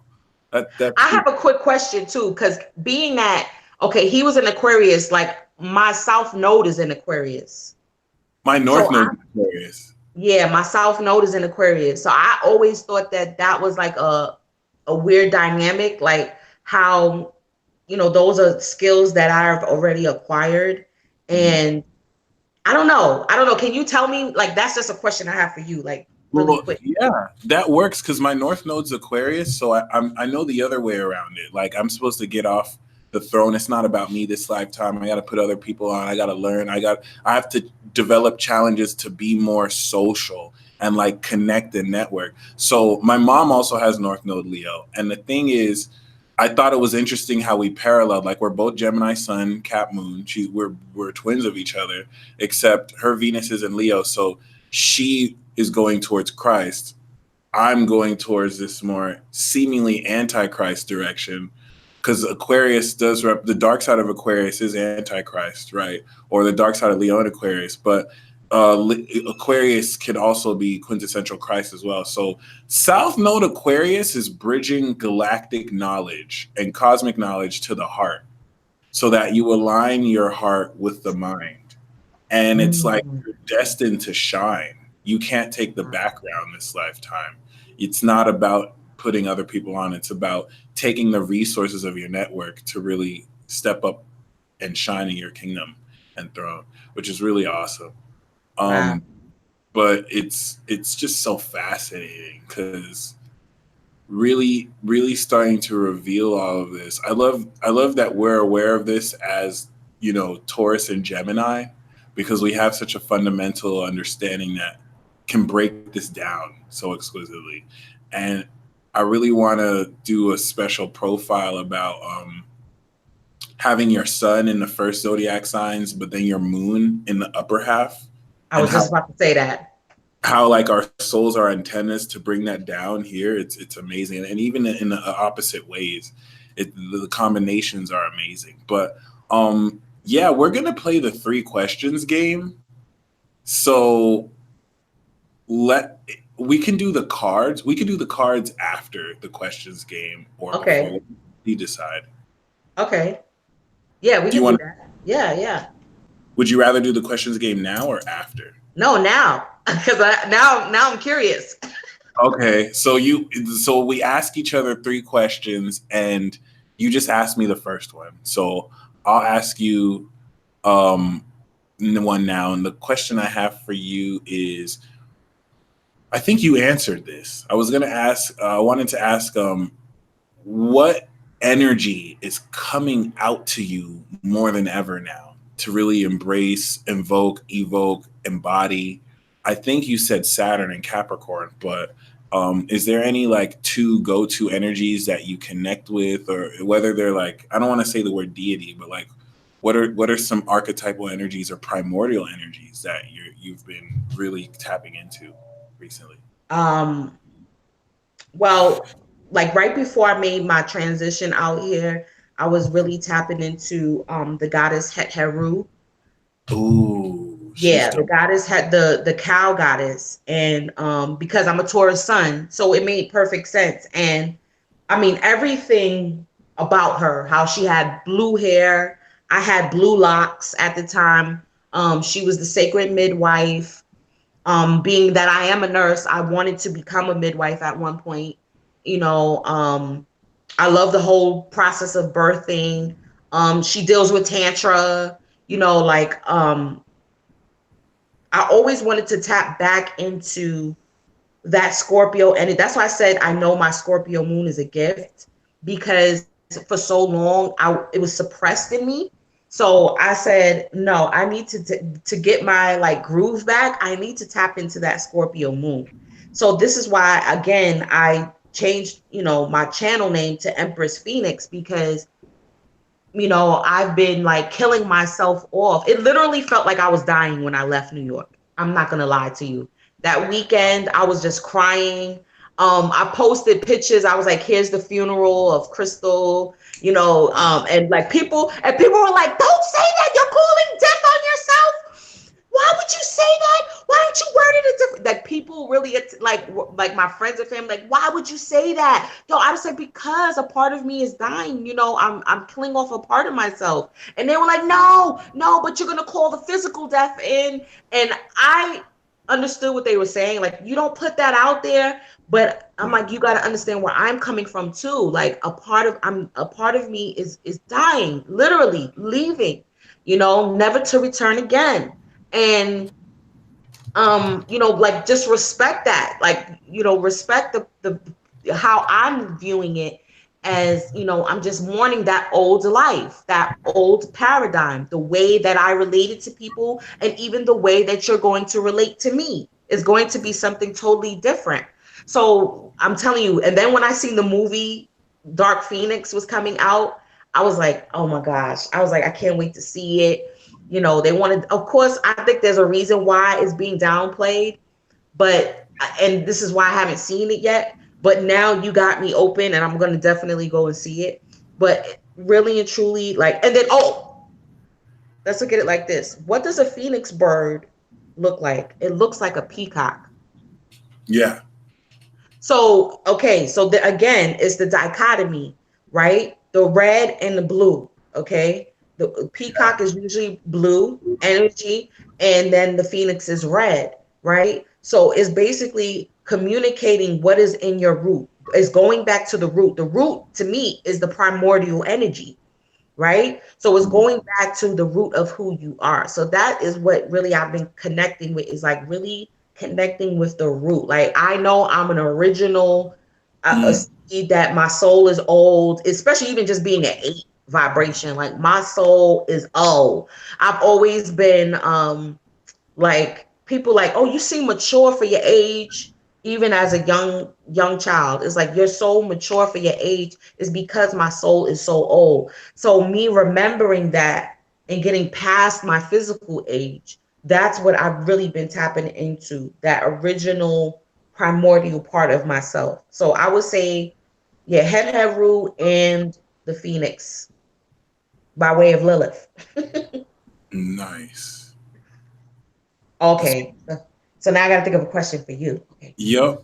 Round 2. Wow. I should have prepared this. Yeah. Okay. How do you see, like, this eclipse personally is going to affect you? Oh wow. Well, it just so happens I didn't realize I've been getting set up by the universe completely. What I mean by that is my my progressed sun is 17 degrees Cancer, and my natal Jupiter in Chiron is 15 degrees Cancer. And then Pluto is right on my moon. My moon's 23 cap and my Saturn's 24 cap. And then I have 13 Neptune. So, Saturn and Pluto in the South Node are right on my cap. And then the North Node is right on my Cancer energy. So I literally see this as the full unlocking of my power and activation of my energy. I've been getting prepared for this. I've been getting prepared for, like, my vessel to be taken over by a primordial force. And this is in my 2nd, 3rd, and 8th, 9th house, respectively. So my whole philosophy and beliefs in life have been transforming. And this has been heavily hitting my values about how I feel about myself, where, like, all my vulnerabilities and triggers have just been hit at the deepest level, and I've just been having to kind of own up to, like, my true self. And this is all about evolution and transformation, to be honest, like really hitting that next level. So I'm changing my diet. I'm having to really confront toxic habits for good. And I really feel at the core, though, this is me reaching an evolution form where I truly tap into my supernatural power like never before. So I know there's still more about it, but that's kind of the gist. I just thought it was interesting how, like, the energy is focused so much on my core energies that it's inescapable and unavoidable. So I've been feeling like I've been dying, but it's the most incredible feeling ever. Right.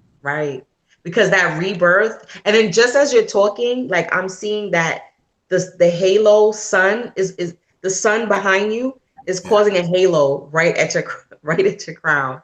So it's like it's emanating, like your true higher self is just really emanating from you right now. And that rebirth is gonna, because I kind of like went through this like last summer with I'm the going through my eclipses. Saturn return right now, by the way. That's why I appreciate what you're saying too. Yeah. Like last year, the eclipses were in Leo and Aquarius. So that was on my natal north node and south node. So that made perfect sense. Yeah, it made perfect sense as to why I was dying off. My old self was dying off. Yeah. So I feel like with this, it's like I'm still coming out of the cocoon, really, because it's gonna take a while. So I still feel myself like, and I literally found a cocoon in my salad a couple of weeks ago. I posted it on my Instagram where there was an actual butterfly cocoon in my salad mix. And I was like, oh my God. And somebody captioned it, "Don't eat your transformation." And I looked at it like, wow, because I've been like battling with my weight. So I was like, that is so true. Don't eat your transformation. So it's basically like, don't go back to old habits, your old eating habits, and you're gonna like eat away what you worked for. So I was like, wow, that is so deep. So being that like I came out of my cocoon, I'm still learning how to like spread my wings, basically. Yeah. Like fresh out of it. That's beautiful. That's so beautiful. I would say my next question to you is,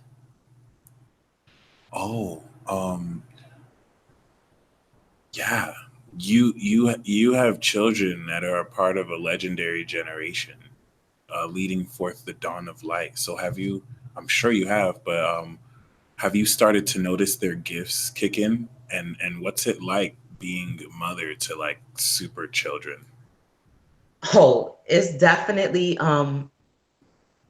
you're proud, of course, you're proud of them, but it's also a little scary because you want to be able to protect them.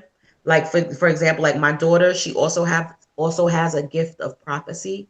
And she let me know well, man, she was like, I had a nightmare, and she told me about a dream. Like, I don't even want to say it because it's so deep about like the coming, 2020, what possible plans the government may have. And she just came out and said it, and it scared the shit out of me, honestly. Wow. But it made me be like, no, you have to prepare. Basically, it's not, again, it's to combat fear is to prepare. So you basically have to be prepared. And I'm trying to still figure out a way of like how to let people know this. You know what I mean? So that way they can prepare without like, drawing attention to myself. But yeah, it's kind of scary. And then again, my youngest, I've a lot of people have, like, I've gotten readings, and a lot of people have told me like, he is an ancestor return. Like I know he's my redemption, because like my whole pregnancy, what I went through a lot. Like I went through abuse from his father during the pregnancy, and he came out perfect. Like he came out like I thought he was gonna be deformed, but he came out perfect, beyond perfect. And he's like my lucky charm. The Bubby, he's like honestly, he is like my lucky charm. And it's like I can't, everywhere we go, people see the star power. He's a Leo rising. So people see the There we star go. power in him. Like he's attention. He's like, look at, he's so little, but he's so cute. And I see like he's my inheritance. He's my redemption. He's the one that's gonna like protect me when I get older.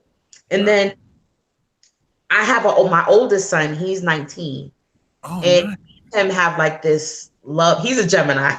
He's a Gemini. Oh, okay. So like we have like this like love-hate relationship, but I see him as like the dark side of myself. And being that he's like he's a Gemini sun, Pisces moon, Scorpio rising. So I always tell him like he reminds me he connects with the Joker. He always connected, and I felt like that's that Allegra. He's a Pisces moon, yeah. Oh, okay. The most, so Pisces moon Geminis are divine angels. They're like the completed form.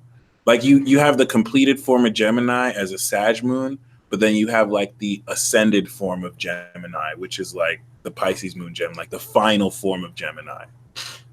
Yeah. Like Kendrick, and then with Kanye, the Scorpio rising, like he can tap into the underworld at will. So yeah. Oh yes. Wow. That's wild. Yeah. So I try to always tell him, I try to like explain things to him, but of course, he's like, I know. And he reads powerful books like to help him, with his own journey. And he's very self-sufficient. And I'm like, he got this. He got this on lock. He could read people's minds. And I like, even growing up, like, I mean, the teachers were astonished with him. He was reading at 3. And they were like, we can't believe he could read. I mean, I'm talking about any word that you put in front of him, he could read at 3. What? So, and then my second son, he's a genius. He's a musical genius. He has a Virgo moon. He's an Aries sun, Virgo moon. Yeah. So my last 2 sons, they're both Aries. I just met a Libra sun Virgo moon last night. One of the most legendary people I've met ever. So the Virgo moon is really genius. I totally agree. And I feel like they're like they're like Mr. Spock, really and truly. Like they're like Vulcans. To me, Virgo energy is like they're like Vulcans. Like it's like illogical. But remember, Mr. Spock was half human, so he was battling his human side. So I think that's the battle that Virgo has. It's Some people think that Vulcan rules Virgo and not Mercury. To me, that makes sense. There's a point called Vulcan, and some people think that it's either Chiron or Vulcan that rules Virgo for real. That makes sense. That's confirmation for me right there, because I've always said that. Yes. Yeah, that's amazing. You've actually had real life, and I love how you said so. Virgo has the human part, but they also have this like analytical Vulcan part. Yep. That's amazing. I see it. Like even how my son talks to me, he's like, I have not examined that. Like a robot. Oh my God, are you serious? Wow. My dad is an Aries sun Virgo moon. I'm telling you, for me, I just see it and I'm like, oh my gosh. And then he's like, okay, like when I first moved into my apartment, I had an experience where I'm telling you, I knew this man was an angel. He came out of nowhere.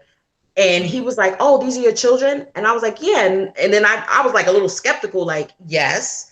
And he was like, and then he said, you know what? Here. And he pulled out $100 bill and said, here, take this for your groceries. And I was like, oh, and then he walked out of the supermarket.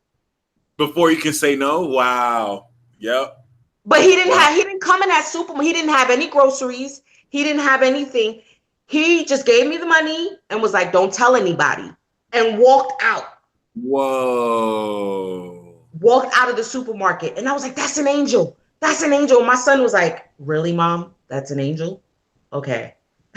Of course. Of course. Yep. Yeah.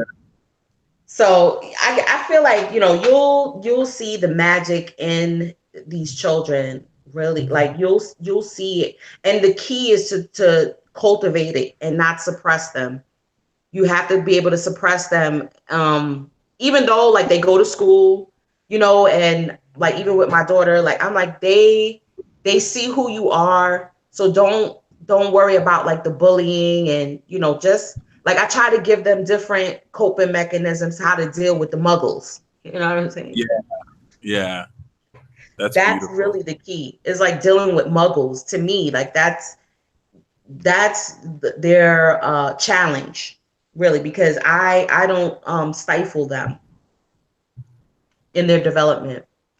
Mm-hmm. Wow. Okay, so now I get to ask you a question. The last round. Oh, let's see. You know. Okay, all right. It's about this because you have the World War series. World War Right? Zero. Yeah, series that's going on. Okay, so like I always get confused when you talk about like the double agents and stuff like that. Yeah. Like the light and the dark.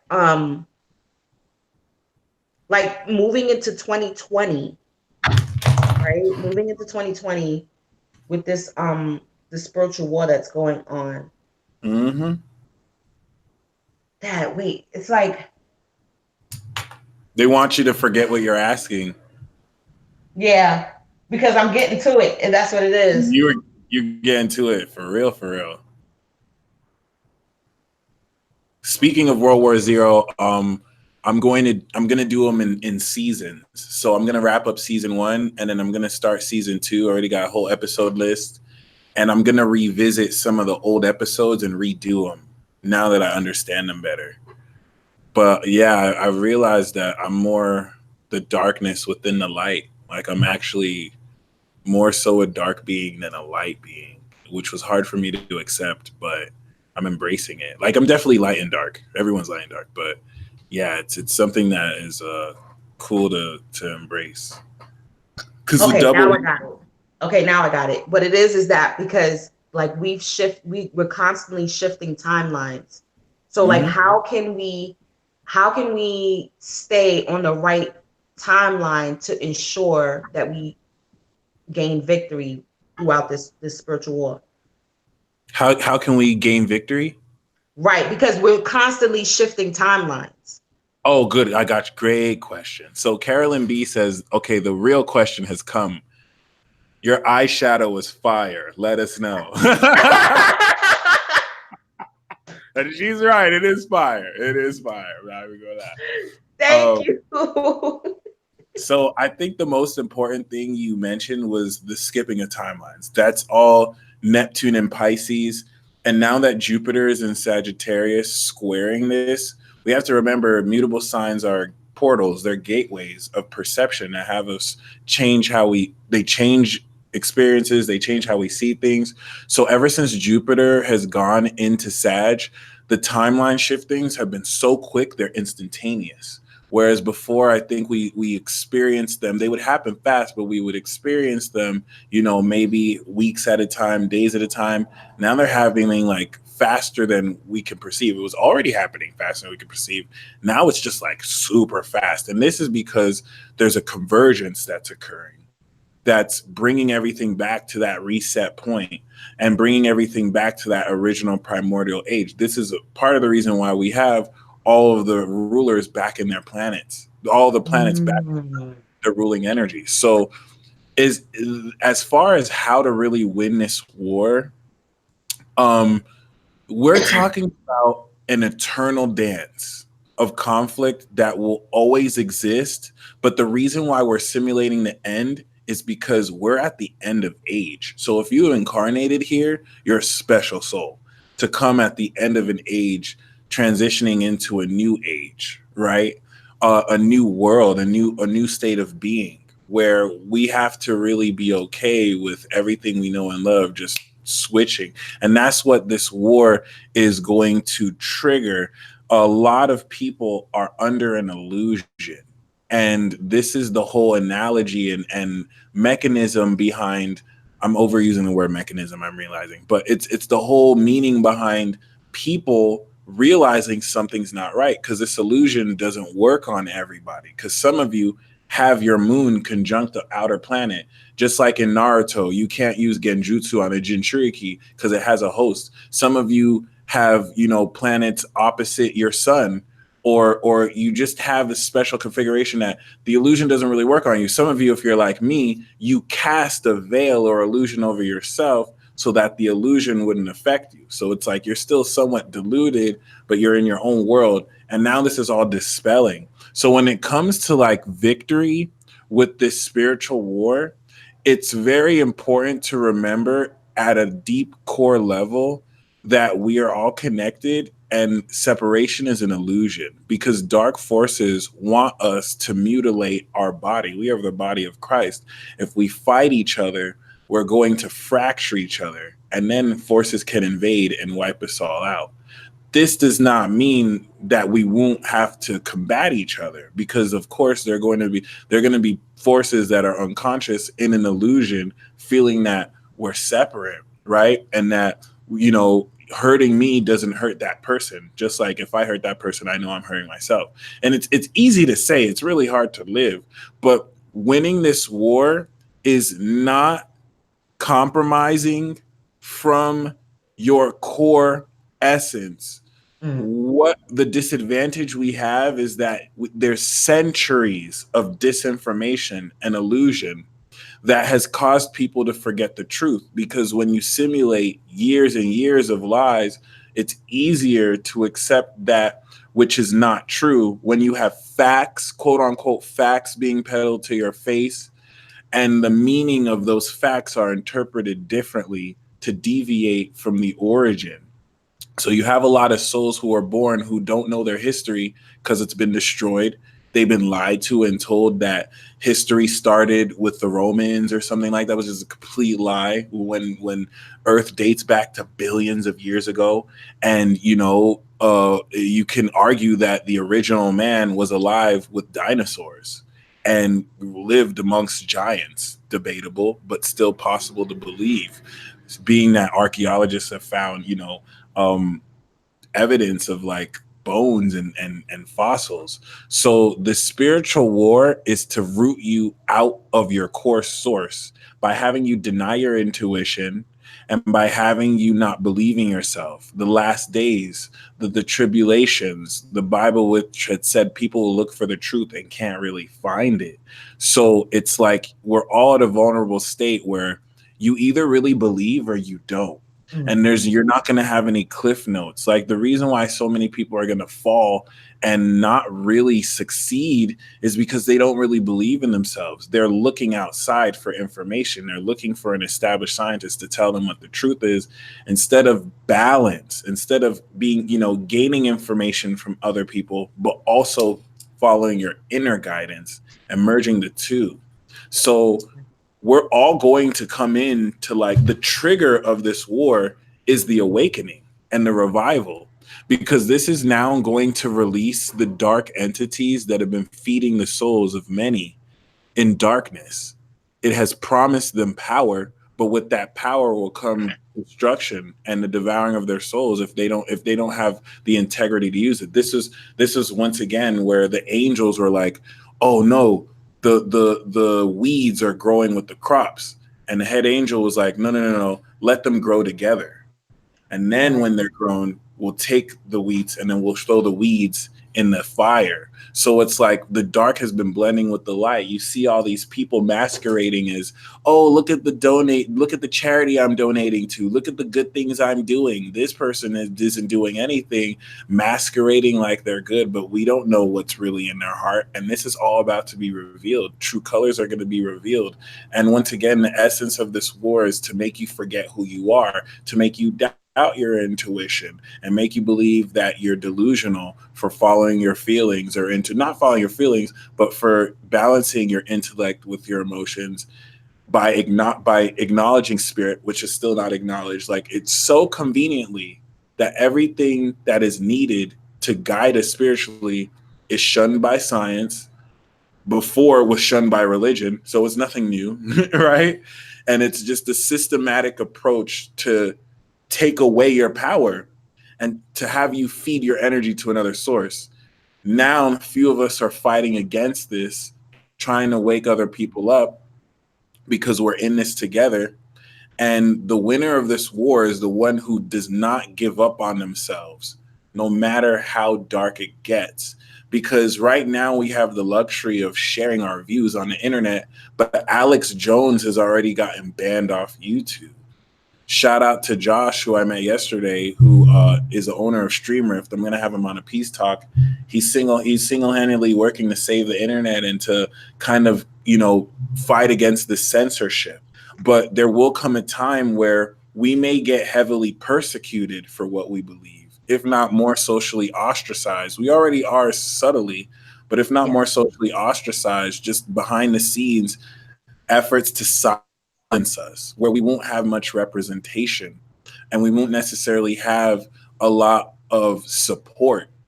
And in these times of darkness, because if 2020 to 2024 is the darkest night that we will have. There's Jupiter's going to leave Sagittarius. The war is really going to kick off. If you think about it, it's kicking off now. Jupiter is having the last light. We have the second eclipse in January, and we don't have any fire. Nothing will be Aries other than Chiron. Nothing will ever be in Leo. Nothing's ever coming in Sag. The darkest night. And from 2020 to 2024 is where the dark is at its most powerful. And in the shadow of the dark, not that the dark is wrong, but in the shadow of the dark, people are going to do wrong things and suppress and kind of push this new regime. And so in that darkness, all to win this war, you just cannot give up. There's going to be a huge force trying to cancel you socially, physically. Don't take that mark of the beast, because you make it to 2024 and it's the dawn of new light. Neptune's going to be in Aries. Pluto's going to be in Aquarius. Uranus is going to be in Gemini. You can let your freak flag fly. You can actually speak on these spiritual themes and actually have a budding younger generation champion this. And that's if you make it through the dark. So it's less about fighting and kicking ass, although my Mars and Aries loves to do that, and more about staying true. Because for those of you who stay true, you're going to evoke true colors in others. They're going to react harshly. You still believe in that? What's wrong with you? And it's nothing personal. It's your light threatens them. So it's like they're having to cancel this out of you because they're afraid of you. If they were not afraid of you, if they were not intimidated of you at any capacity, there's no rational reason why they would react so hostily and then act like it's another reason. You got to read between the lines here, because so many people that we walk amongst are possessed. They are children of evil, but they put on this face as if they're good. They control themselves. It's not, people look for the devil with their horns. You don't know devilish beings will follow all the rules. They know how to act. They know how to look. So you guys got to be very careful about who makes this trending. Some people do this because it's cool. I do this because it's my path. There are people I have to help. There's a message that I have to move on. I know that if I'm offered millions of dollars to do other stuff, I have to make sure it doesn't clash with my destiny, because these are ways that we could be tempted through the dark. So everyone's coming through this huge power awakening. Everyone in the world is, and then we go into the dark and we hash it out. And whoever makes it out the dark makes it into the new dark light. It's going to be pretty scary and terrifying, because it's the beginning of the end. We're going to start to see a lot of these like prophecies come true. It won't be terrifying for those of you walking the path, because you'll start to experience. This is why I started seeing these synchronicities. This is what it's all for, to show you need to have faith, because when there's no more light and all you have is your faith, you can't rely on synchronicities anymore. How strong are you? So I wish I could say that better, but that's really the understanding I have. And then the segues too. I forgot where I heard this from, but when you're in the dark, you have to be the light. So that's when you begin to really shine. You have to be the one to like put the light where it needs to be shown on. Like even in like when you look at like all the classic movies and shows where it's like, good, so-called good against evil, it's like the reason why the so-called evil doesn't win is because the good just keeps on going, no matter what the odds are, no matter who drops off like flies. They're the ones that's like, you know what, we're going to hold the integrity and we're going to continue to shine light on what you're doing. We're going to continue to shine that light no matter what no matter what, we're faced with. To hold Like integrity. my favorite is like the Hunger Games. Honestly, like Katniss ever like she like even when she went crazy, because she even went crazy at some point, within herself, but she still kept true to who she was, and she kept and followed her intuition. She knew like what was the woman's name? Whatever the woman's name that she was about to take over, and instead of her killing Snow, she killed her because she knew like, no, this is gonna make it worse. She's gonna make the next generation worse. So let's take her out, and he's already dying. So it doesn't make sense for me to waste my arrow on him. I'm gonna use it on her. So again, that is again using your intuition and knowing, like, you know what?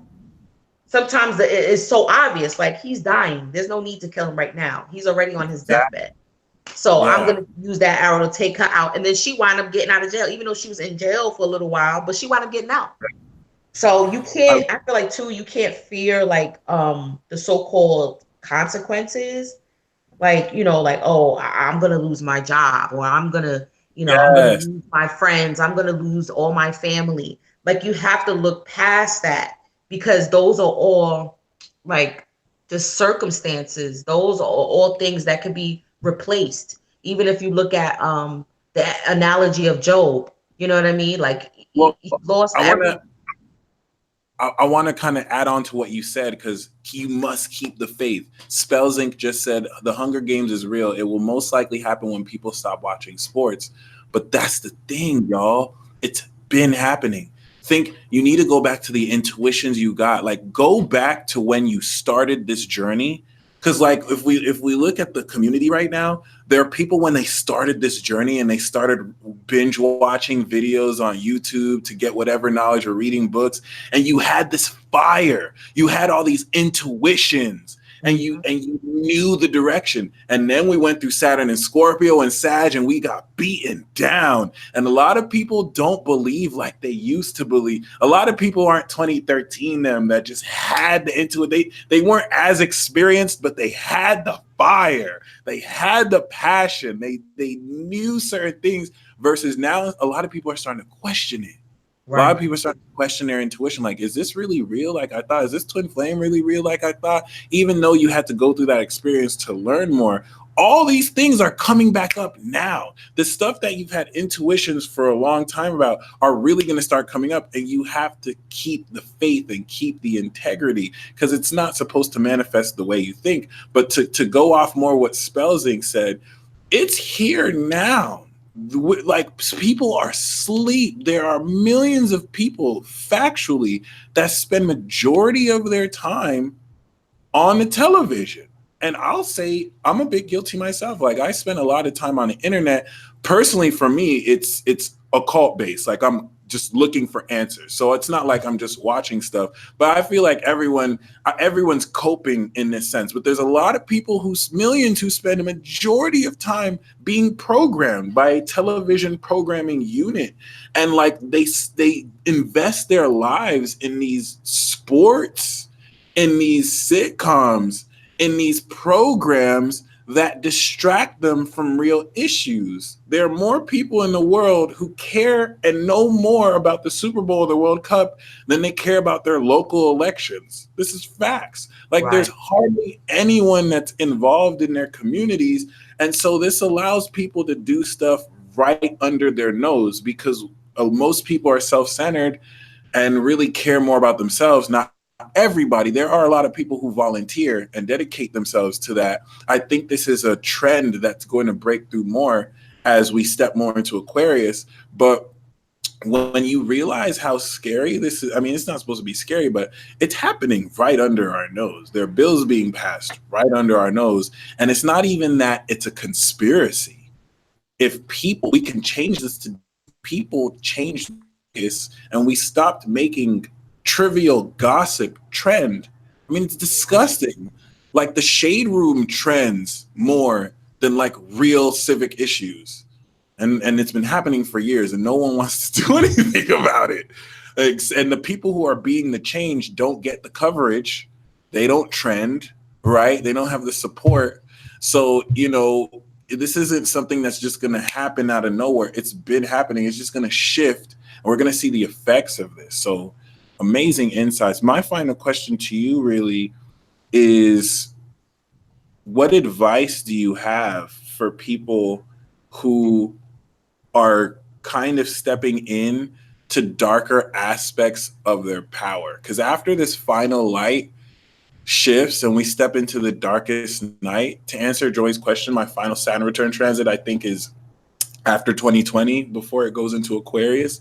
I see the Saturn return transit as the whole Saturn transit, even past the degree. Like once it goes to the next sign, then it's done. But after this light is finished and we're in the dark for a bit, you're going to start to understand your powers in ways that betray what you've been taught. And you might have to deviate from social norms and normative culture to embrace it. So how do you help people embrace it, kind of like you embraced your higher self and you kind of slapping your own self from the astral? Okay. Your higher self is going to show you, right? You're going to be getting these synchronicities. You're going to be getting visions. You're going to be getting dreams, right? And your first reaction is you're going to like demonize yourself. You're going to say, well, damn, why do I have to be that way? You know, why does this, why is this happening to me? Or, it's like the different steps of like recovery. You're going to go through those. You're just gonna experience that. You're gonna go through that little like self-hate. You're gonna go through all of that, but that's all of the process. That's all of the process. So once you get past that, and then you're like, wait a minute, I'm hating on myself. That's not the way to go. It's a part of myself. Okay, it's my shadow. So how do I integrate it? I know I'm not supposed to suppress it, right? Because that's what we've been doing for millennia. We've been suppressing it. It's been suppressed. So, okay, that's not helping. So then how can I work with it? How can I integrate it? And then that's when you begin to go on the quest of studying. Then that's when you catalog everything, like your dreams, your nightmares. Like I do voice recordings. When I have like dreams, I do voice, like I don't have time to write them out, but I do voice recordings. I'll wake up, okay, this boom, boom, boom, this and this happened, this happened, and then I'll try to decode it on my own. You know what I mean? That's how it's going to start. It's like you're going to have to like document your life, really and truly document, because there's going to be things that you forget that happened, or that happened in your life, and it all is a part of the stew. So you're going to go back to when you were a child, things that you forgot, traumas that you forgot, things that you've done to other people. It's also accountability. Like, okay, yeah, I have, yes, I'm that way too. And this perfectly segue into what I've been wanting to talk about as far like with the TV shows and things like that, because what I do is I decode them. I decode these movies, these TV shows, and not look at it, let it program me, but more of what is the underlying story that is, because they put knowledge, a lot of occult knowledge in these TV shows and movies. So what I'm like, okay, so let's look at the occult message that they have to bring out. And then you begin to see yourself in these characters, which I feel is like the new Bible, really, because a lot of the younger generation, like the millennials, they haven't been brought up in the church or brought up in religion like how I was. Like even my children, they don't know what it's like they don't know what the Bible is. They don't know what it's like to go to church they don't know about that. So what their pantheon and like their mythos is going to be the TV. And I'm an 80s baby. I was like raised off of the TV. That's all we had. So it's like now with these different characters, you could be able to see the different energies of the different goddesses. Okay, you're able to pick out, okay, this is she represents the phoenix. This person represents Jesus, the Heru, the hero, right? The hero's journey. You could be able to depict and see, and then see yourself in these different types of roles, right? So it's like that's the new Bible, is being able to decode now, to look at these shows and movies from a whole nother standpoint of, okay, how can I take those jewels from myself and to be able to continue to find these aspects of myself. And then also too, you cannot be afraid of the backlash that you're going to get from other people. It's just going to be that's a part of it too. You're going to get backlash from people. You're like family, friends. They're gonna even up until recently, I will also say, even in using your gifts, be careful. Like if you're doing readings for so-called friends, like people back in the day, because then if you're giving a reading and they don't like what you say, it's like, oh, you're throwing shade on me, and oh, that's pseudo anyway. Trying to make you discredit your own gift and then make you question, like, well, maybe I was wrong, or maybe it wasn't pseudo when you wanted the reading. right. Right. You know what I'm saying? So you have to just be mindful of who you allow around you, and don't be afraid to cut off certain ties, because that's where the suppression is gonna, like, if you stop suppressing yourself, then the suppression is gonna try to come from an external force for you to say, oh no, stop doing that. Nope, that's not what you're supposed to do. Okay. So you have, and then also too, is a level of being self-sufficient. I feel is definitely key, and that's what I'm working on, like totally being self-sufficient, where you don't have to answer to 9 to 5, even though it's hard, but I feel like that is really the key, especially when you're evolving to your highest best self. You're going to have to be self-sufficient, because you're going to you're going to be pushed out, you're going to be looked at. It's just a part of the process. Again, like Mike said, to stay true to your original core self, like even though you get certain backlashes, because there are going to be people that are vouch for you, that support you, that stand behind you. But the real key is having that support for yourself. Again, and then again, is just studying. It's just weeding out what resonates with you and what doesn't, because it's going to change. And don't feel like, well, I must be going crazy, because if I stood by this just 6 months ago, and now I'm flip-flopping back to this now, and you feel like you're going, but it's not that. It's because you're going through different frequencies of yourself. Okay. You're going from the higher to the lower, higher to the lower, so you can find that happy medium, so you can find that equilibrium. Okay. So you're going to like, well, I don't like, this didn't work for me here, this didn't work for me there. It's going to be confusing. And that's meant to be. It's all part of the journey. You know what I mean? There's nothing wrong with having a 9 to 5, by the way. Like, right. for some, that could be ideal. You can have a nice 9 to 5 job. It's just to know you're not limited. Like, that's not the only way. Uranus is in Taurus, so if you're not even considering entrepreneurial or alternative work life with Neptune sextile it, you're missing out on like the greatest opportunity to really finesse your own system. So I 100% agree with what you said, especially with dealing with opposition in astrology. No sign doesn't oppose another sign or square another sign, so it's impossible to not have outside influences oppose what you think. Just don't necessarily let them gaslight you, because what some people can do is just bring up irrelevant facts and say, oh but this, which sounds like it's right but has not much to do with what you're really bringing. So totally true. I guess we can get to the cards now. Okay. Yep. Did you want to go through each sign? Yeah, let's do the sign. Cool. Sweet. So we'll start with Aries.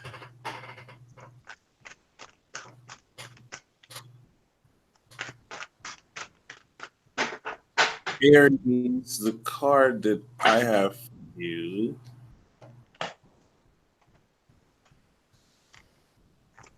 is the Temperance card, Archangel Michael standing in the middle path, which is important because this is moderating a lot of your lifestyle, and with the implementation of great management and moderation, you're going to, this card promises balance. So there's a little bit of chaos that's being introduced into your life so that you can balance these chaotic elements and create a greater whole.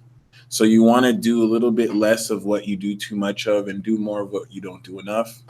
And relationships will mirror this with people who clash with you so you can complement very amazingly. The Temperance is amazing. So Aries rising, Aries moon, Aries, you're coming into greater balance. And this is going to be awesome. Okay, and then I pulled the Son of Swords, which is like the Knight of Swords, and do something different. So basically it's like, don't be afraid to tap into your higher thought forms of something that you've always wanted to do. Because you're considered rash, erratic, but that is part of your nature. So I feel like embrace that and do something that is out of the norm, because Aries is the leader, Aries is the head. So you are the spearheaders. You have to do something that you've never done before, that someone else has never done before, that that you wanted to do, and just ride with it. And it's like a sense of freedom, that you're free to be who you are, free to be who you need to be. And that's what I get from that. Amen. Taurus, Taurus moon, Taurus rising. We have the Emperor. The Emperor is talking about amazing stability and authority. And it's important too, because what I'm getting for you, Taurus, with Uranus in your sign, it's like certain people want to act like what you do is so weird, or it's, oh, this is so different, or oh my gosh, you're this, you're that. And you're actually being called to own it. Like if you're doing something that's unconventional, if you're doing something that's traditionally frowned on, if certain people want to make you feel weird or creepy for what you're doing, own it. Like this is your power. It's beyond that too. This is you gaining greater stability, but intuitively I'm picking up that this applies even to the facets that aren't the most popular. And you really just want to, like, you're really going to step into that masculine energy, whether through meeting a masculine counterpart, but really just having so much more power and authority over what you own. And this is going to give some of you, or most of you, if not all of you, such a great foundation to now claim your authority and accomplish more, which is lit. Wow. And that segues too to the Seven of Pentacles right here, because I look at this Seven of Pentacles too as like as an investment. So as the Emperor, right, you're going to invest in, your kingdom. Really, you're investing in fortifying who you are. You're investing in enjoying the fruits of your labor too. And then I got become a clear channel. Oh my God, that is so dope. Like become a clear channel for what your higher self is. That's so deep. Become a clear channel for what your higher self wants you to invest in. And still, even when I say higher self, like you cannot look at it as something that is separate from who you are. Okay. It's just another aspect. I always have to keep that in mind. Like, oh, my higher self. And then I'm like, but it's still me. Right. So just investing in yourself, especially with Uranus and Taurus, you have to invest in yourself, and there's nothing selfish about it. Well said.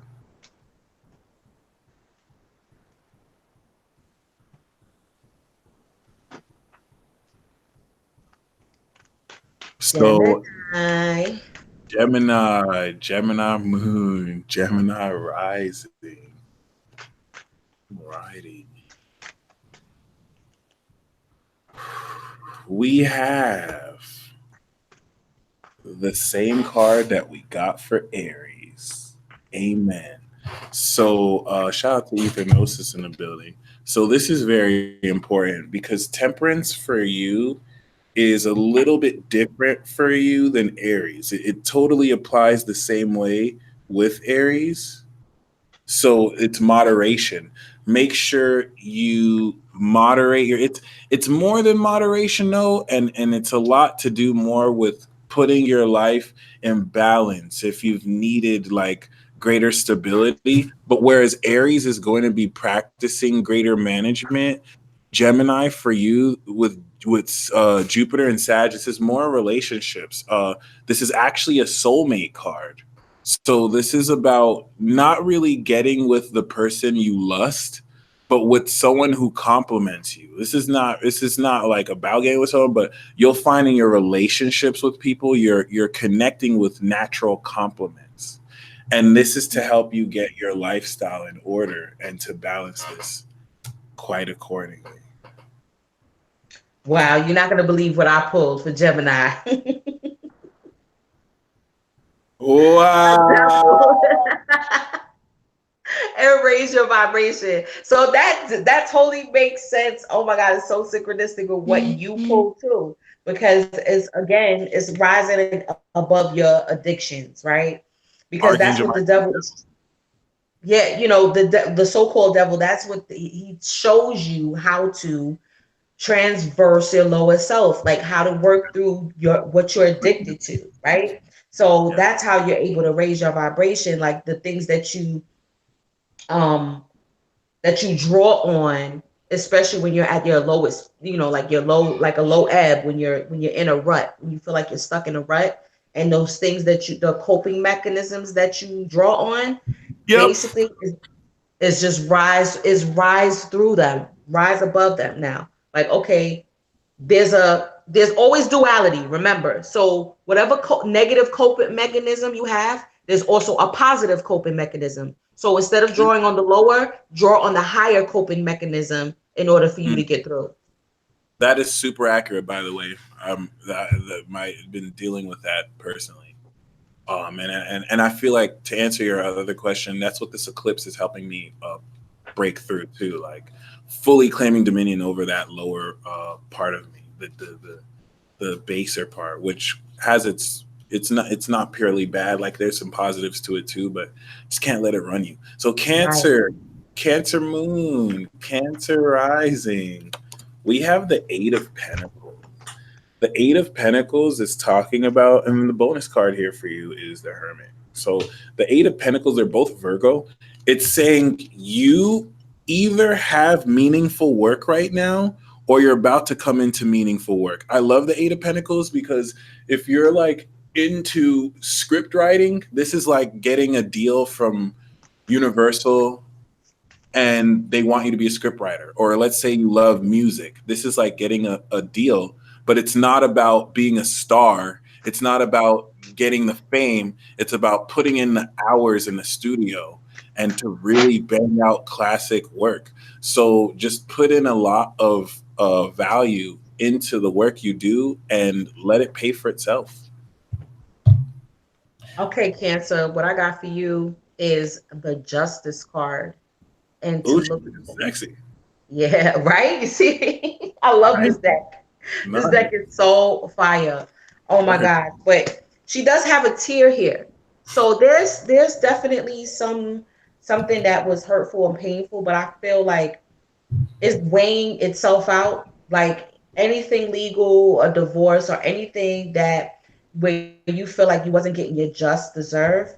Now, being that you're gonna move forward from it, you're looking towards the future. You're not gonna live in the past anymore. You're not staying emotionally staying stuck in the past anymore. And it's like you make it look good. Like you're making your pain look good. Okay. A lot of people probably didn't even know that you were going through something because you stayed faced. But now it's like things are gonna be leveling out, and I feel like things are gonna definitely turn up in your favor. Yep. So it's just saying. Also, know your personal truth.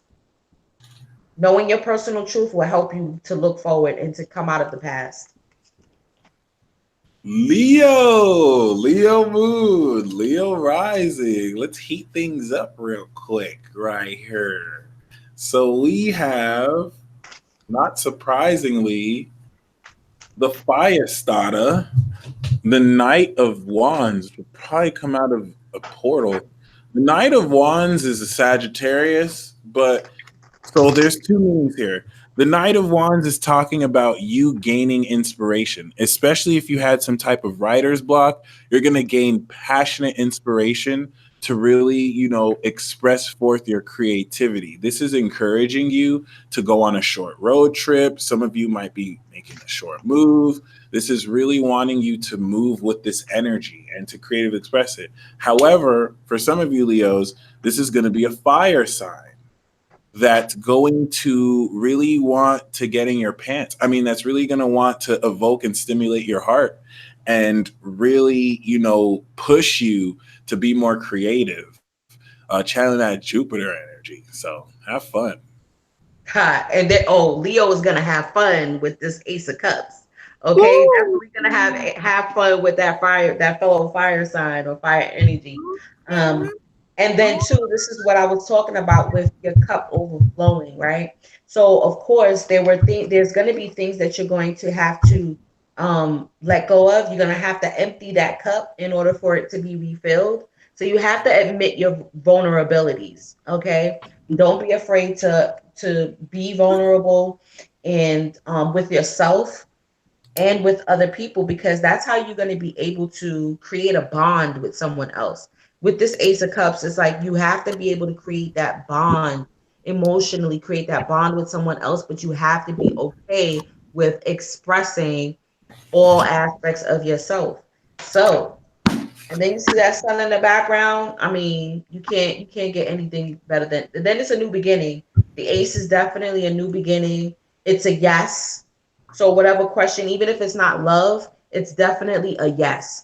Okay, maybe even something that intuitively you've been getting a nudge toward.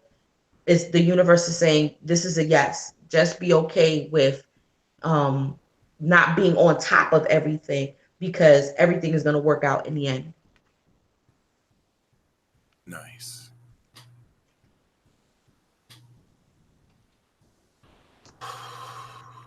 Virgo moon, Virgo rising. I got the same card, the Knight of Wands. I'm going to shuffle again. No.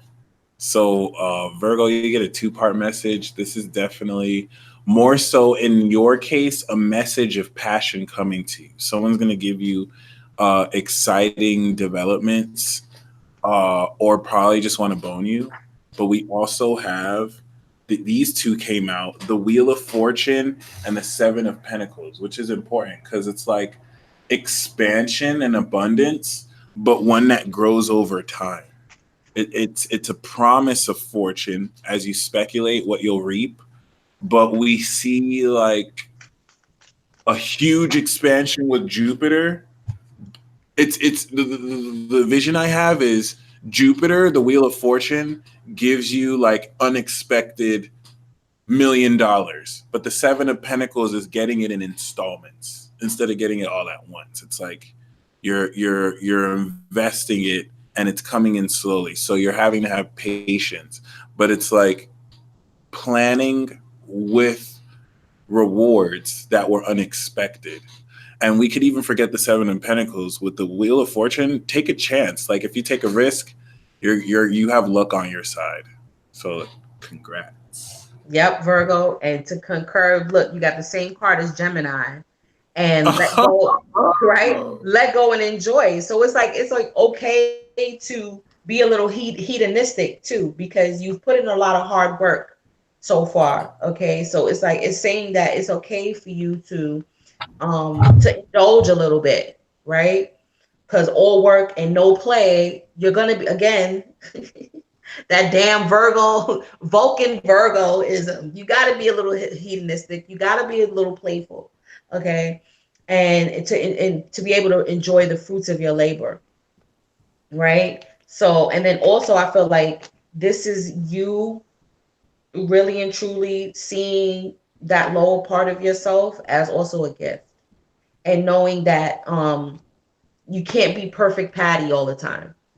There's perfection in your imperfections, right? For a long time, you thought that your imperfections needed to be suppressed. Again, that lower energy is always trying to be suppressed. So now you're like, you know what? I'm gonna let go. So what? There's crumbs on the floor. There's a stain on my shirt. It's okay. We're having fun. Looks like some Geminis and Virgos getting freaky this week together. Holla at me, Virgo ladies. No, I'm joking. Okay. I'm kind of serious. Libra moon, Libra rising. The card that I have for you is the Four of Swords. So the Four of Swords is Jupiter in Libra, and it's urging you to take a vacation, rest, or relax. One thing I learned about cardinal signs is y'all do too much. Aries, Libra, Cap, Cancer, I think you know how to take breaks, but y'all do too much. And then think you're not doing enough. So get some rest, like meditate. I know you're still gonna do a lot, but just rest more than you're resting. I think because we're entering this more serious phase of the spiritual war, you want to get in that rest now because you may not have the opportunity later.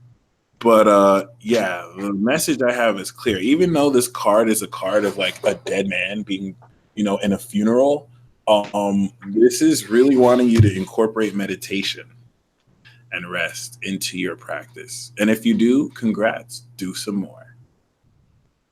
Well, that totally makes sense because Libra, after you get that rest, what's going to be coming for you? Either there's going to be some energy charging for you, but I think you're going to be charging toward your dreams.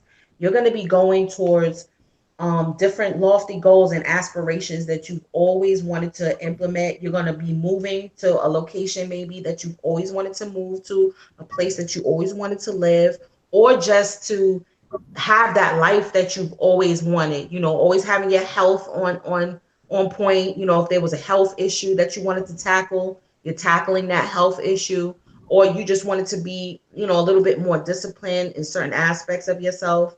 But that's why it's going to be needed, because it's going to be like a jolt, and it's going to happen fast. Things are going to start, especially after this eclipse season.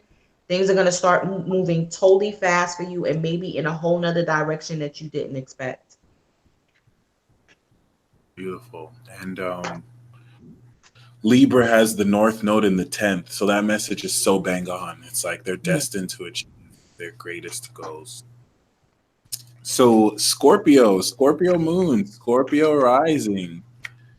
I got the same thing for Virgo and Leo, the Knight of Wands. So it seems like all of you, it makes sense too, because there's like this forward moving progression. Anyone I pull the Knight of Wands for, it's like you're getting inspired with an idea, and it's like manifest destiny, especially coming from the moon, like your psychic abilities. But Scorpio, I also have the Page of Swords, and I want to pull with the bottom card because it's like you see someone standing their ground and you see another person spying on them and just kind of like looking. So the Page of Swords is talking about either you lurking or someone spying on you. If you've been feeling paranoid, Scorpio, that's because you have eyes on you. And the Page of Swords is not shy of its interpretation. It literally means like someone who works for the government or someone who is like spying on you. Like you can literally see someone on a sword looking from a high place. So you could be alerted to the truth about a situation if you send a spy to gain information, or you just want to know that what you're doing is being watched and reported. And it doesn't have to be bad either, but it's just good to know. I think a lot of you already know or been know. And my favorite energy, Scorpio, you got the Ace of Swords. And of course, we got to look at the bottom of the deck, what is in the subconscious. You got the Supreme. Now, this right here, this is not the Magician. This is a total different card that that the creator came up with as a concept.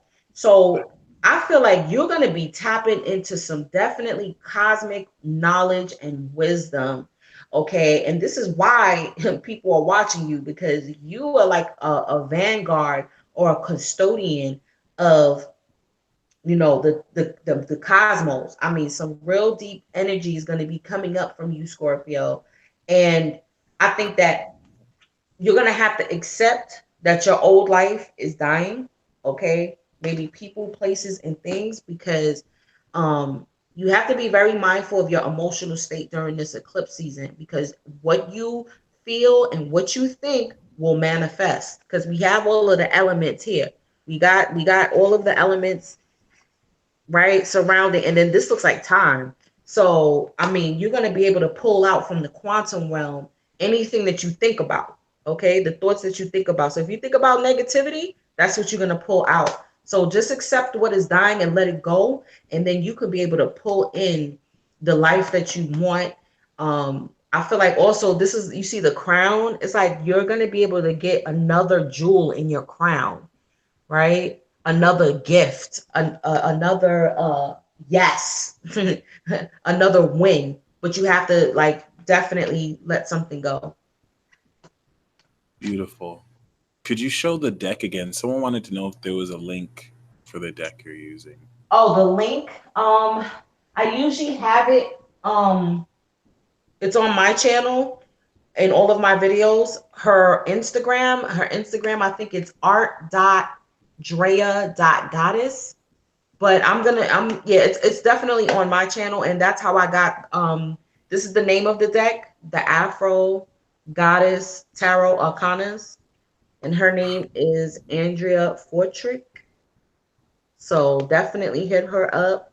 I think she's also on Etsy. So I guess you just Google the name of the deck and she'll come up.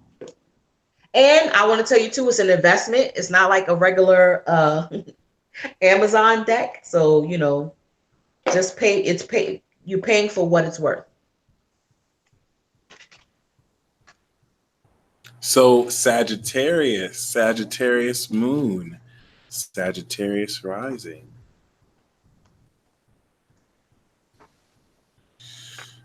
Not surprisingly, we got the magician, the magic one. You are realizing your potential, your full potential. I mean, you've always known you were magic. And of course, they're going to be haters, right? The Five of Swords is here. So you'll teleport and they'll say, oh, you just don't have a car. But it's saying that as you unlock deeper magic ability, you want to believe in yourself. You're in the situation you're in, Sagittarius, because you're called on to use your abilities and not rely on outside influences. Even though they're available, it's like an initiation of sorts, where it's like, let me MacGyver this shit and use all my resources and break through. So believe in you. Saggies. Oh my gosh. I think with the magician, you're definitely manifesting. Okay. You're manifesting either a relationship or a work contract that is perfect for you. Okay. This is something that that has been in the making for a long time. And I think that it's going to bring about a level of holistic healing for yourself. You're going to you're going to learn how to, because you got to grieve your losses with it. So I think it's just allowing, again, like with Scorpio, like just allowing the past to die off, because there's so many new beginnings out there for you. And again, you're not going to be doing it alone. You're not alone. You're manifesting someone who is evenly yoked to you. Okay, whether it's a business partner or a lover or just a friend. And I think they're gonna help you just forget about your losses. I think that's gonna the grieving process is over. I think you're ready to step into healing and then manifest the true life that you deserve, which is so dope, Sag. Capricorn. Okay, art.goddess.drea.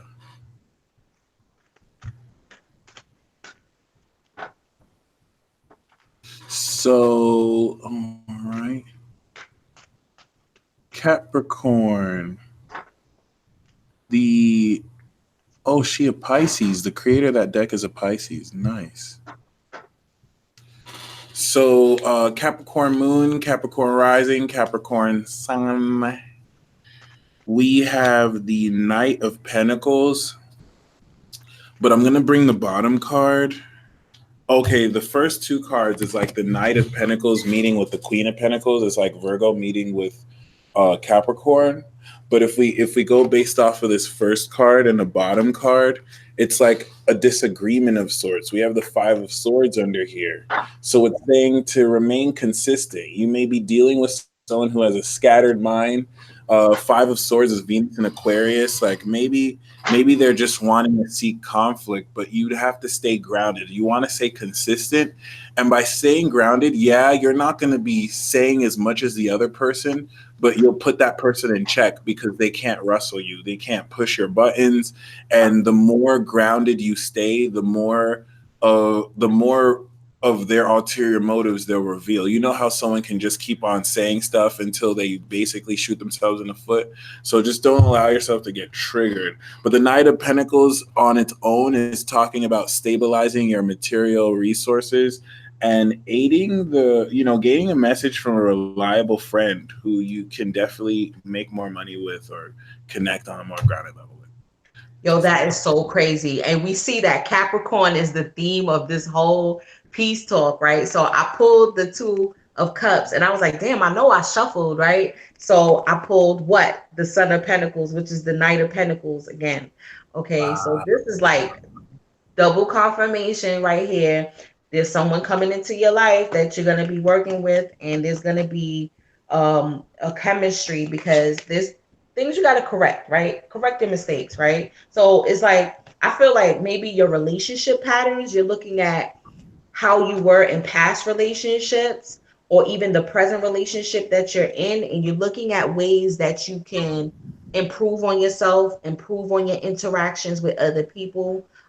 You're realizing where you may have been at fault and where you can change that for the future for things to be able to work out in your favor, right? So it's like getting the formula right, getting your perfect, getting all the ingredients for who you are and what you need to create, and finally figuring out that formula. Okay, this, I have to minus out this, I have to X out that, and add a little bit of this more into my life.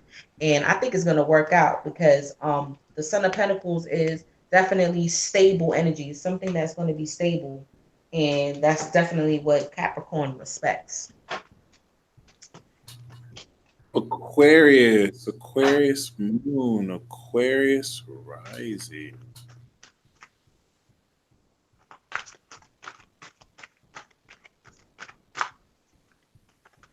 We have the Queen of Pentacles. Okay. And it's interesting because the bottom card is the 5 again, except instead of the knight facing the 5, it's like it's coming from this queen. But the Queen of Pentacles is talking about a very grounded woman who could help manage your funds. It's talking about you stepping into great financial management. If it's attached to the 5 of Swords, be careful of slander from this woman. I don't think it's going to be something that serious. She might just need some she might just need some kind of like chill pill. So other than that, this is definitely talking about you really nurturing yourself not emotionally but financially, and living like a queen. Or living like the high priestess, right? And rejuvenating yourself, rejuvenating your connection to knowing that your physical environment stems from your spiritual environment. Okay, so if you need more coin to drop into your palm, you know that you have to tap into that abundant energy in the spirit realm, whether it's initiating some type of rituals, okay, tapping into abundant rituals where you need to use like earth elements too, right? Because it was the Queen of Pentacles that came out. Yeah. Yep. So okay, so it's definitely I say using some crystals, or even incense, anything that taps into earth magic, okay, to be able to rejuvenate yourself and then also rejuvenating your confidence in your connection to spirit and being able to be the creator of your environment.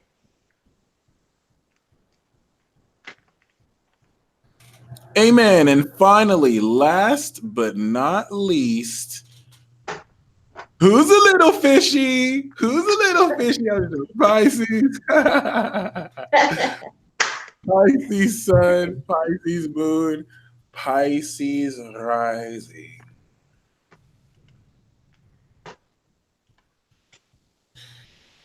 Ooh, the bottom card is a Two of Cups.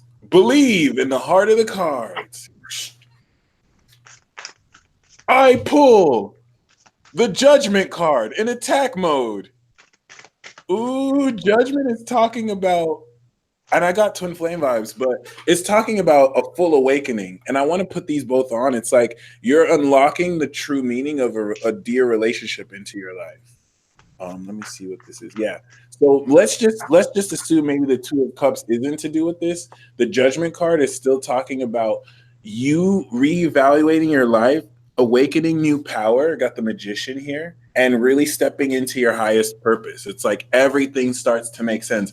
That's why I gave $1 to this homeless man.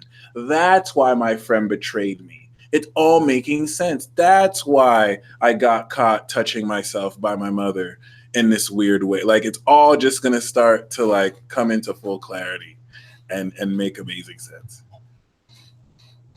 Pisces, I think that you're going to receive a personal victory. We got the Two of Swords with the Six of Wands, right? I think that your personal victory is that you're going to finally learn how to trust your intuition. And I feel like there may be a decision that needs to be made, right? But my brother always has this 49-51% rule.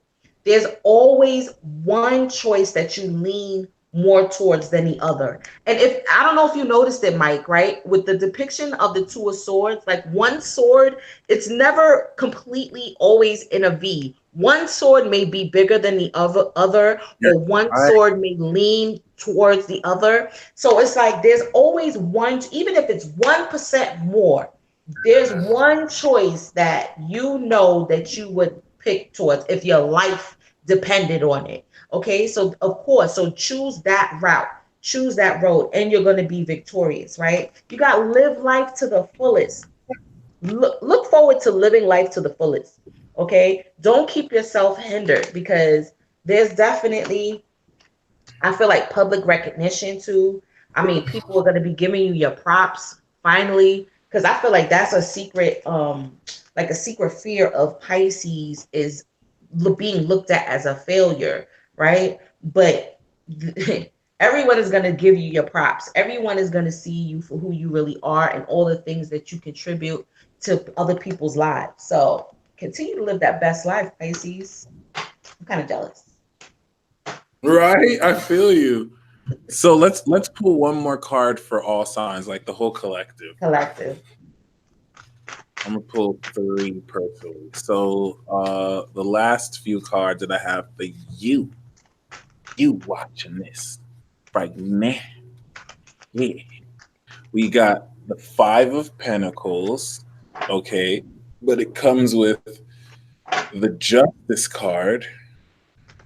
And I'm gonna split the deck, and it comes with the King of Pentacles. I love it. So it's like, what side are you on? Are you gonna have this poverty consciousness, or are you gonna see yourself as the king does, valuable as crap?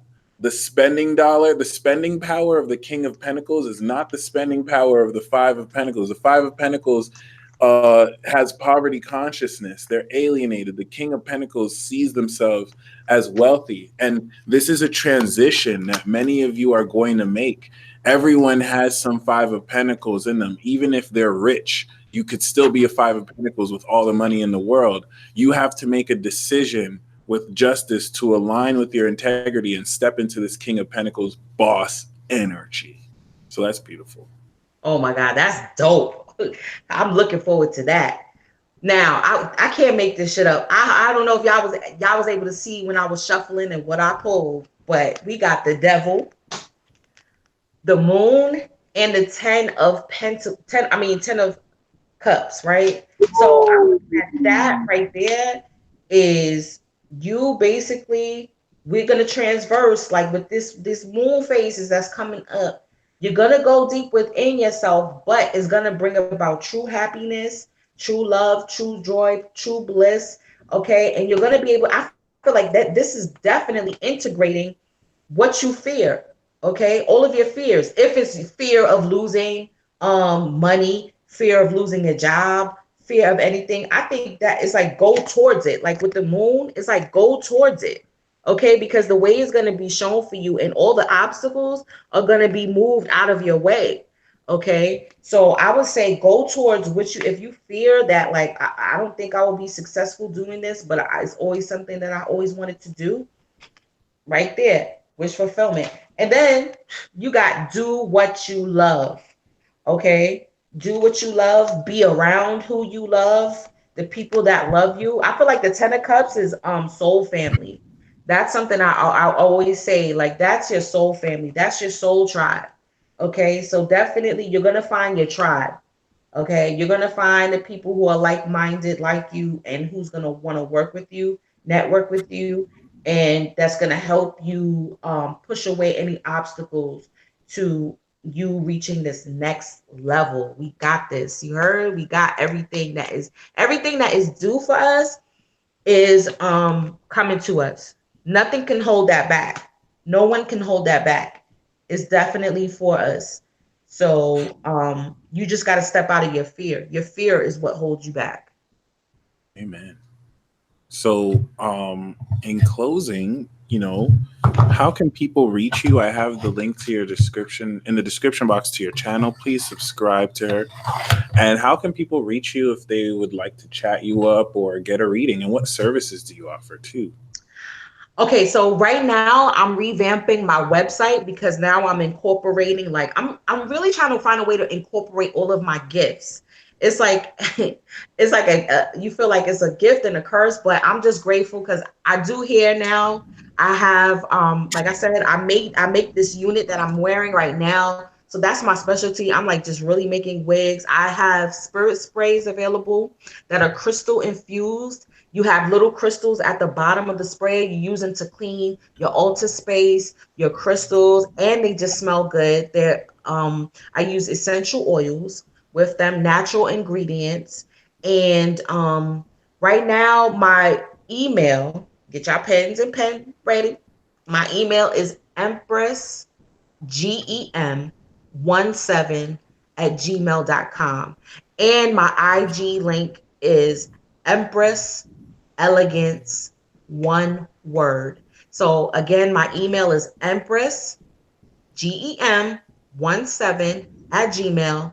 And then you can also hang out with me on Instagram at Empress Elegance, where I post a lot of the different products that I have and the readings. Now, how I do readings too, right, Magic, is that I give you a nickname, right? So that way, that's how I tap into your energies. I give you a nickname. That's something that I picked up from my father.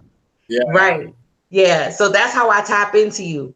And a lot of time, 9 times out of 10, people tell me like, wait a minute, my grandmama used to call me that name, or yeah, that makes sense. I definitely see myself. And then from there, we delve into, what you need, who you look, the type of energies that are trying to get in contact with you. Because again, being a Scorpio moon, I'm a medium. So like if certain ancestors are trying to get messages to you, they definitely speak through me. So we're gonna have fun, and always it's always about having fun. So check me out on my channel, see what I got going on. Again, I got the Lucifer and Lilith series that's popping off. I also do like late night erotica readings too, where I let Lilith let loose, let her do her thing, right? And we're gonna have some fun. So I hope I'm welcome back because this was so much fun. Yeah, you're definitely coming back. That's no question. inviting you back for sure. We could talk more spirituality, do live readings. It's going to be fun. And when I tell you, I was not expecting to get the reading from you that I got. Oh my goodness. It was so powerful. So I'm so grateful for you. I think it's better that I'm not familiar with the show because it was still accurate. Wow. So yeah, so I'm definitely gonna make sure I watch that. I looked at the moon right now. It's 11 degrees Aries. What? So it's like, wow, like it's just. But other than that, do you have any final word of encouragement for anyone embarking on this spiritual path? That we hear the old adage that, so-called God or the supreme being doesn't put more on you than you can bear, right? So there's a reason why we incarnated here on this earth at a time while we're here. There's a divine purpose why you're here. There's a divine purpose of who you are. There's only one you in this whole universe. There's only one you that is capable of doing the things that you are destined to do.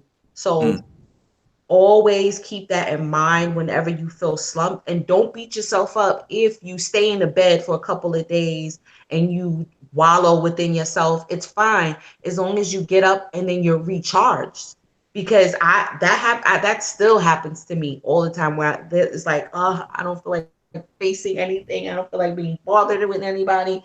But at the end of that time, I'm recharged. I'm like, I'm ready to go. I'm ready to continue on and do what I need to do. So don't beat yourself up when things happen. And also, the universe is also going to do things to humble you when you get a little bit beyond your britches, when you feel like, yeah, I'm the master magician. I'm the high priestess out in this bitch. You know what I'm saying? But little things will happen where you're like, damn. Like I caught a speeding ticket. I was like, okay, all right, that humbled me real quick. Like, all right, yeah, you're talking to my pockets now. So now, like, okay, Saturn, I got you. Right? Even high priestesses could drive the speed limit. Right.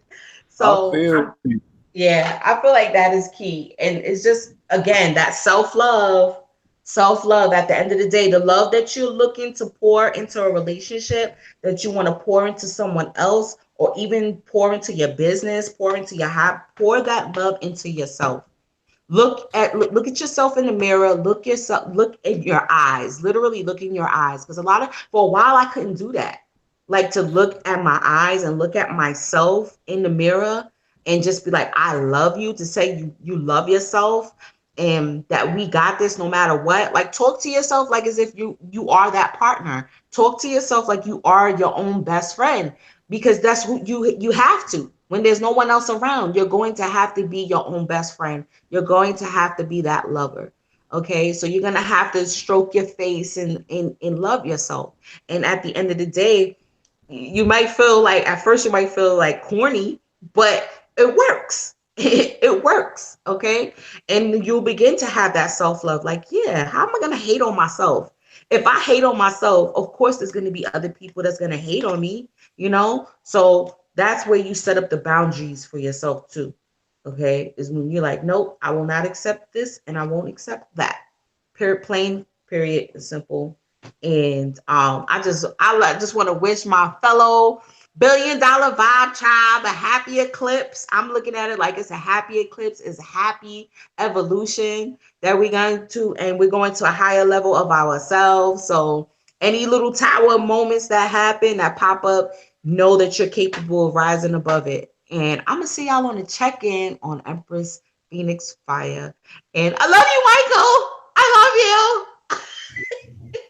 I love you too. Thank you so much. This is one of our longer peace talks, so much appreciated, much grateful. Make sure y'all subscribe to her, get some of that good juice, that good sauce. And until next time, y'all stay blessed. Peace out. Peace.